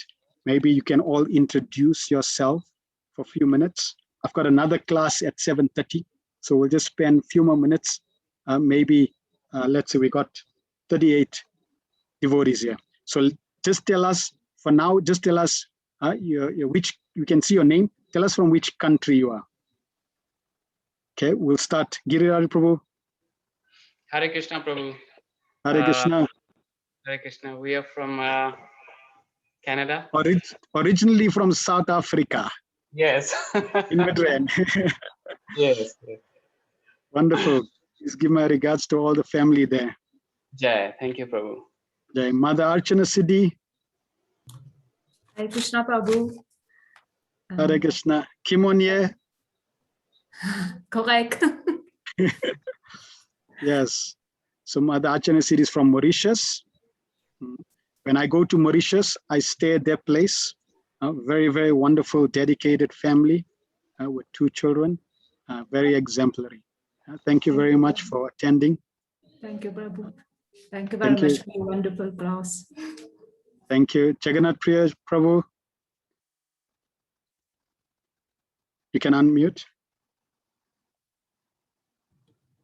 Hare Krishna, I'm Jagannath Priyadas. I'm from the country of Glen Vista, south of Johannesburg. Yes, thank you, Jagannath. Priya Prabhu is our Rath Yatra ambassador.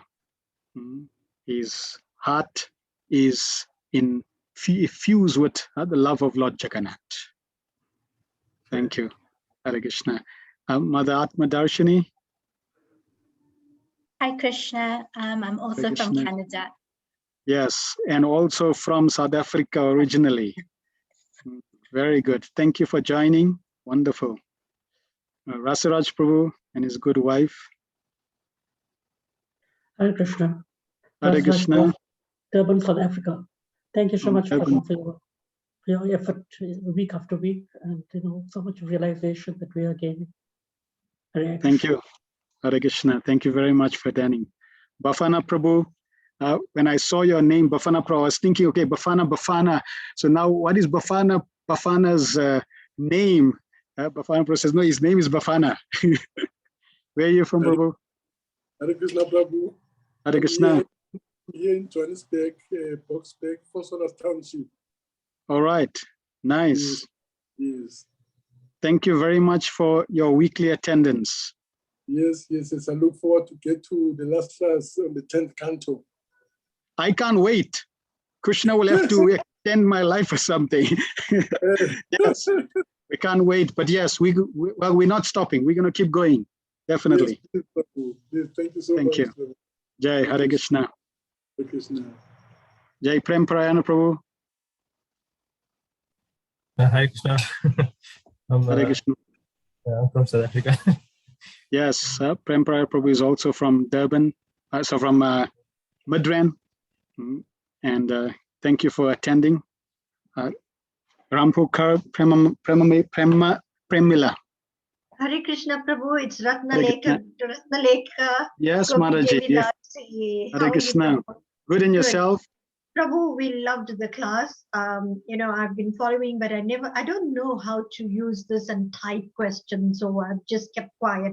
But there is a question, probably Yes. at the end when everyone's introduced themselves. No, you can ask.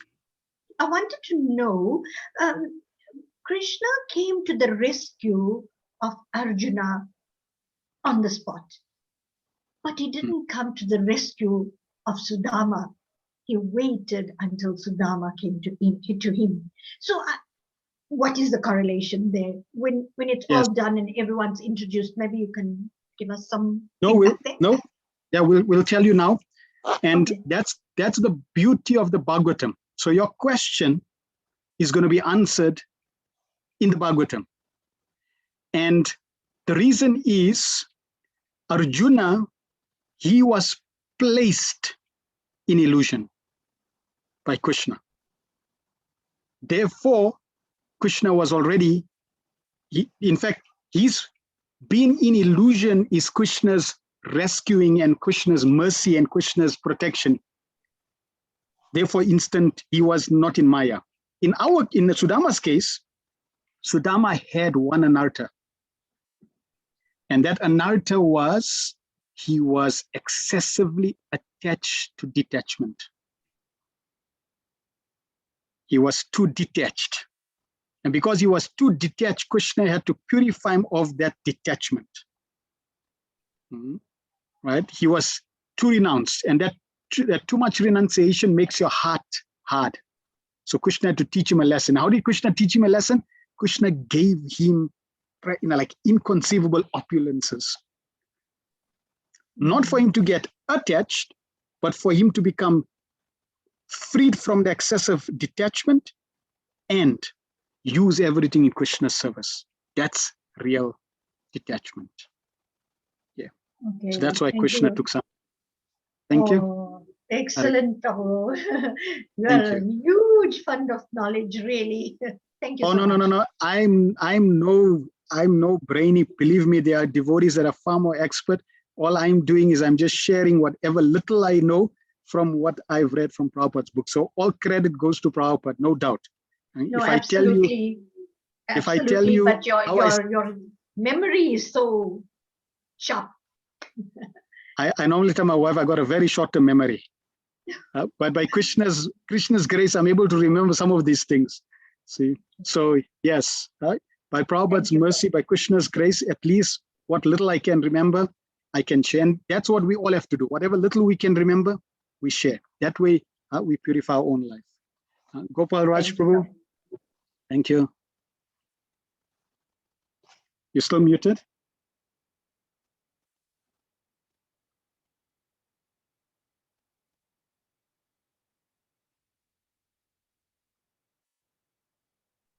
Okay, speak now. Very inspiring, Prabhu. Hare Krishna, Gopal Raj Prabhu. Start again. Gopal Raj Prabhu from South Africa, Port Shepstone. Yes. Very inspiring class, Prabhu. Thank you very much. This Gopal Raj Prabhu, he's been a pioneer in Port Shepstone, spreading Krishna consciousness, serving the devotees very, very nicely. So we're happy to have your wonderful association. Thank you very much. Hare Krishna. Sadhu Prabhu. Hare Krishna and Srimad Prabhu and dear devotees. I'm from South Africa, Pretoria. Right, on that side of town. Yeah, thank you very much for attending and giving us your wonderful association.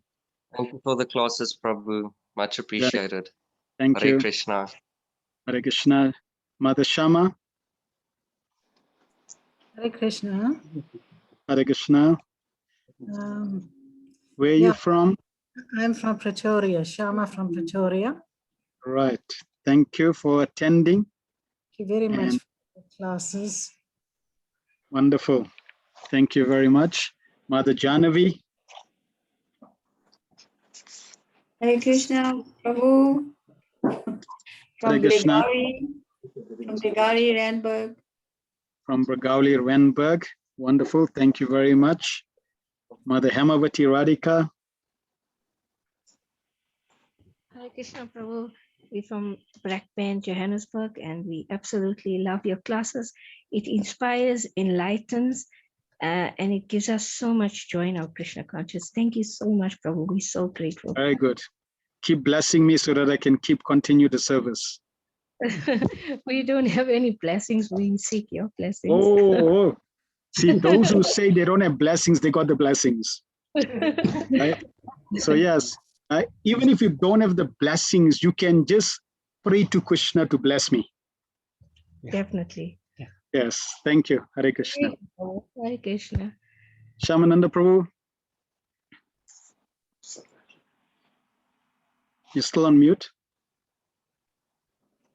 Hare Krishna Prabhu, all the devotees Hare as Krishna. well. All goes to Srila Prabhupada. Yeah, nice to be with everyone. And yeah, thanks very much, Prabhu, for making this possible. At least it's time well spent for all of us. We really appreciate it. Hare Krishna. Hare Krishna. Thank you. So Shamananda Prabhu and them are stalwart book distributors. Their life is in giving Prabhupada's books to others. Also a wonderful, glorious service. Thank you. Mother Leela.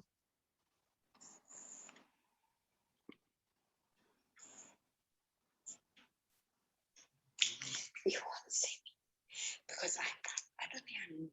You have to help me. Okay. All right, Balvan Prabhu. Hare Krishna Prabhu. Hare Krishna. Bhavan from Indonesia.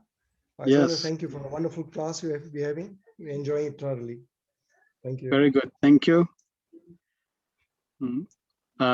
We got Gopal Raja's good wife. Mataji, you want to say a few words? Hare Krishna Prabhu, it's Tulsi Priya from Port Shepstone. Yes, thank you for the very inspiring classes, especially now in this time of COVID. It's really inspiring. Thank you very much. Hare Krishna. Hare Krishna. Krishni Devidasi. Hare Krishna devotees. I'm from Durban, South Africa. Prabhu, I just want to say thank you so much for these wonderful classes. They're like an oasis in the desert that we are, stuck in. But I look forward to it every week. And I especially appreciate that it's so systematically done. So thank you so much, Prabhu. Haribol. Thank you very much. Hare Krishna. Sadev Prabhu.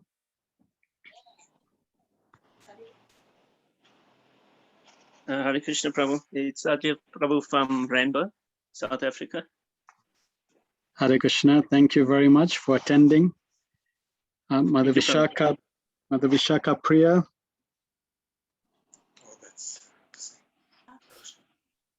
Devotees. I don't know if I'm doing it right because I You don't are know. you're doing perfectly well. Yes. Thank you. I'm from Germany. I'm in From Hamburg. Germany. Ah, wonderful. Thank you. How did you get in touch with us? With Atma Dashini because I stay a long time in South Africa, in Cape Town. Wonderful. Thank you very much for Atma Darshani to connect wonderful souls and devotees from Germany. Thank you very much for your association, Mother Vishaka Priya. Thank you, Prabhu. Jai. Thank you. Thank you. Hare Krishna. Mother Lesh. Hare Krishna Prabhu and all devotees. Prabhu, I just wanted to say thank you so much for classes. I also read the purports and try to prepare myself for class, but the insights that you share with us are far superior to anything that I can ever understand from the purports that I read. So thank you very much for that. I also have another question. It's not relating to class today, but it's relating to where at the point of death, the soul doesn't go directly to the spiritual world. They go into the Leelas, and you said simultaneously, the Krishna Leela as well as the Chaitanya Leela. So I was just wanting to understand, how does that happen simultaneously? How does that happen to the living entity? So if I let me just, I just want to share what, or let me repeat the question. You're saying that when the soul leaves, it doesn't go back directly to the spiritual world, but takes birth again where Krishna is performing his pastimes. And how does a soul go both in Krishna Lila and Chaitanya Lila? Was that your question? Yes, simultaneously, because that's the way Yes. I heard it. Yeah. Correct. So from our material conception, we can only realize that this is me and I can't duplicate myself. But a yogi, when a yogi develops mystic powers, he can replicate himself 8 times. The problem with that 8 forms of replications of the yogi, exact same form, is that if the original form picks up his hand, all the other forms pick up the hand, right? So they're not independent. Now, the devotee, when he perfects his life, Krishna can allow him to be in 2 places at the same time. Now, you're right. You will not be able to understand that because it's inconceivable. Krishna's got inconceivable energies. If it's conceivable, then it's not inconceivable. So therefore, you can't conceive it. So if you can't conceive it, it's correct. Don't try to understand it. It just happens. Just like Krishna can expand himself multiple times and is the same person, the soul can also have that same faculty and facility which Krishna provides him. You can be in 2 places at the same time and be the same person. Believe it or not, it happens. Yeah. So that means you can enjoy both Krishna Lila and Chaitanya Lila. In a limited perspective, we are in Chaitanya Lila because we are connected to Prabhupada, who's connected to Chaitanya Mahaprabhu. We are actually living, believe it or not, this what we're experiencing right now amidst ourselves, the world, Krishna consciousness spreading, that is Chaitanya's pastimes, Lord Chaitanya's pastimes. So we in Chaitanya Lila. At the same time, we are associating with the Bhagavatam and Krishna's pastimes, we're trying to enter to Krishna Lila. But when we perfect our life, we can be at 2 places at the same time. Okay, hope that shared. For example, the pastimes, the associates of Lord Chaitanya Mahaprabhu, it's like Sanatana Goswami, all these acharyas, when they go in meditation, so they in Chaitanya Lila, and when they go in meditation, they enter into Krishna Lila. At the same time, because Krishna Lila is eternal, they have the eternal form in the spiritual world with Lord Krishna. So that's the bonus of those who are in the pastimes of Chaitanya Mahaprabhu. Otherwise, generally, you're in one Lila. Okay, hope that answers. Yes, Prabhu, thank you. Thank you. Mother Leela.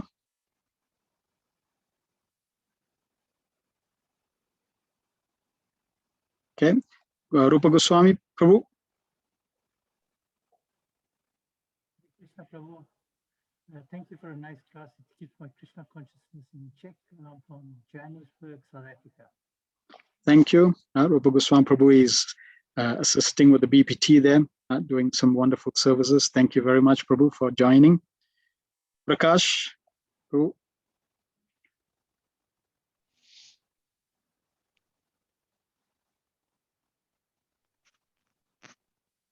Haribol, Prabhu. Haribol. Hare Krishna. My name is Prakash. I'm from Lenasia.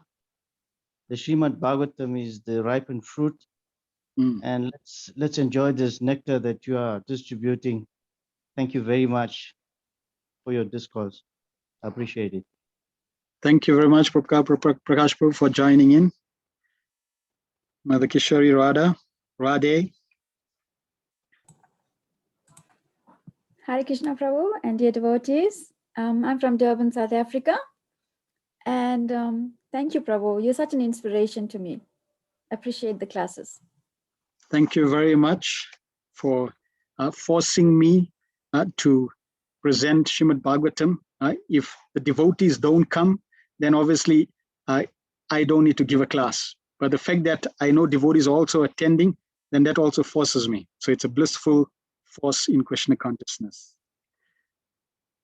Vimal Prabhu.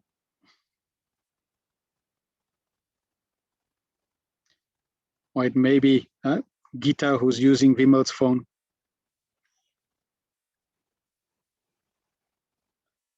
Okay, Jai Tirtha.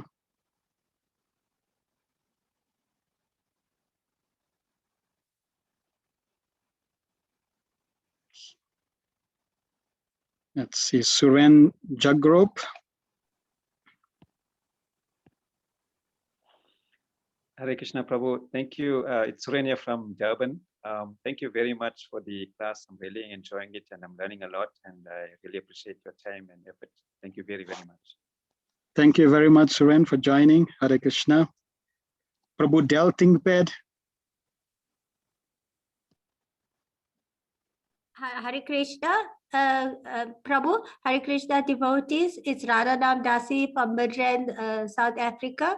Thank you, Prabhu, for always blessing us with a wealth of knowledge. Hare Krishna, Prabhu. Hare Krishna. Thank you very much, Mataji, for joining. All right, let's see. I think that covered. Did I miss anyone else? I think that's all the ones. Okay, I think I covered everyone. Did I miss anyone else? If anyone I missed, you're most welcome to unmute yourself and share. All right, wonderful. Thank you very much for everyone's attendance. We pray that we can continue week by week.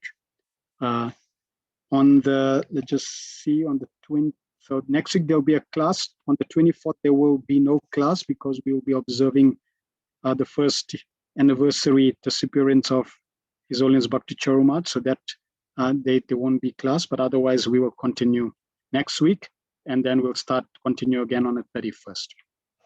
Thank you very much. Kantaraj Srimad Bhagavatam ki jai, Srila Prabhupada ki jai, Nitai Go Pramanande.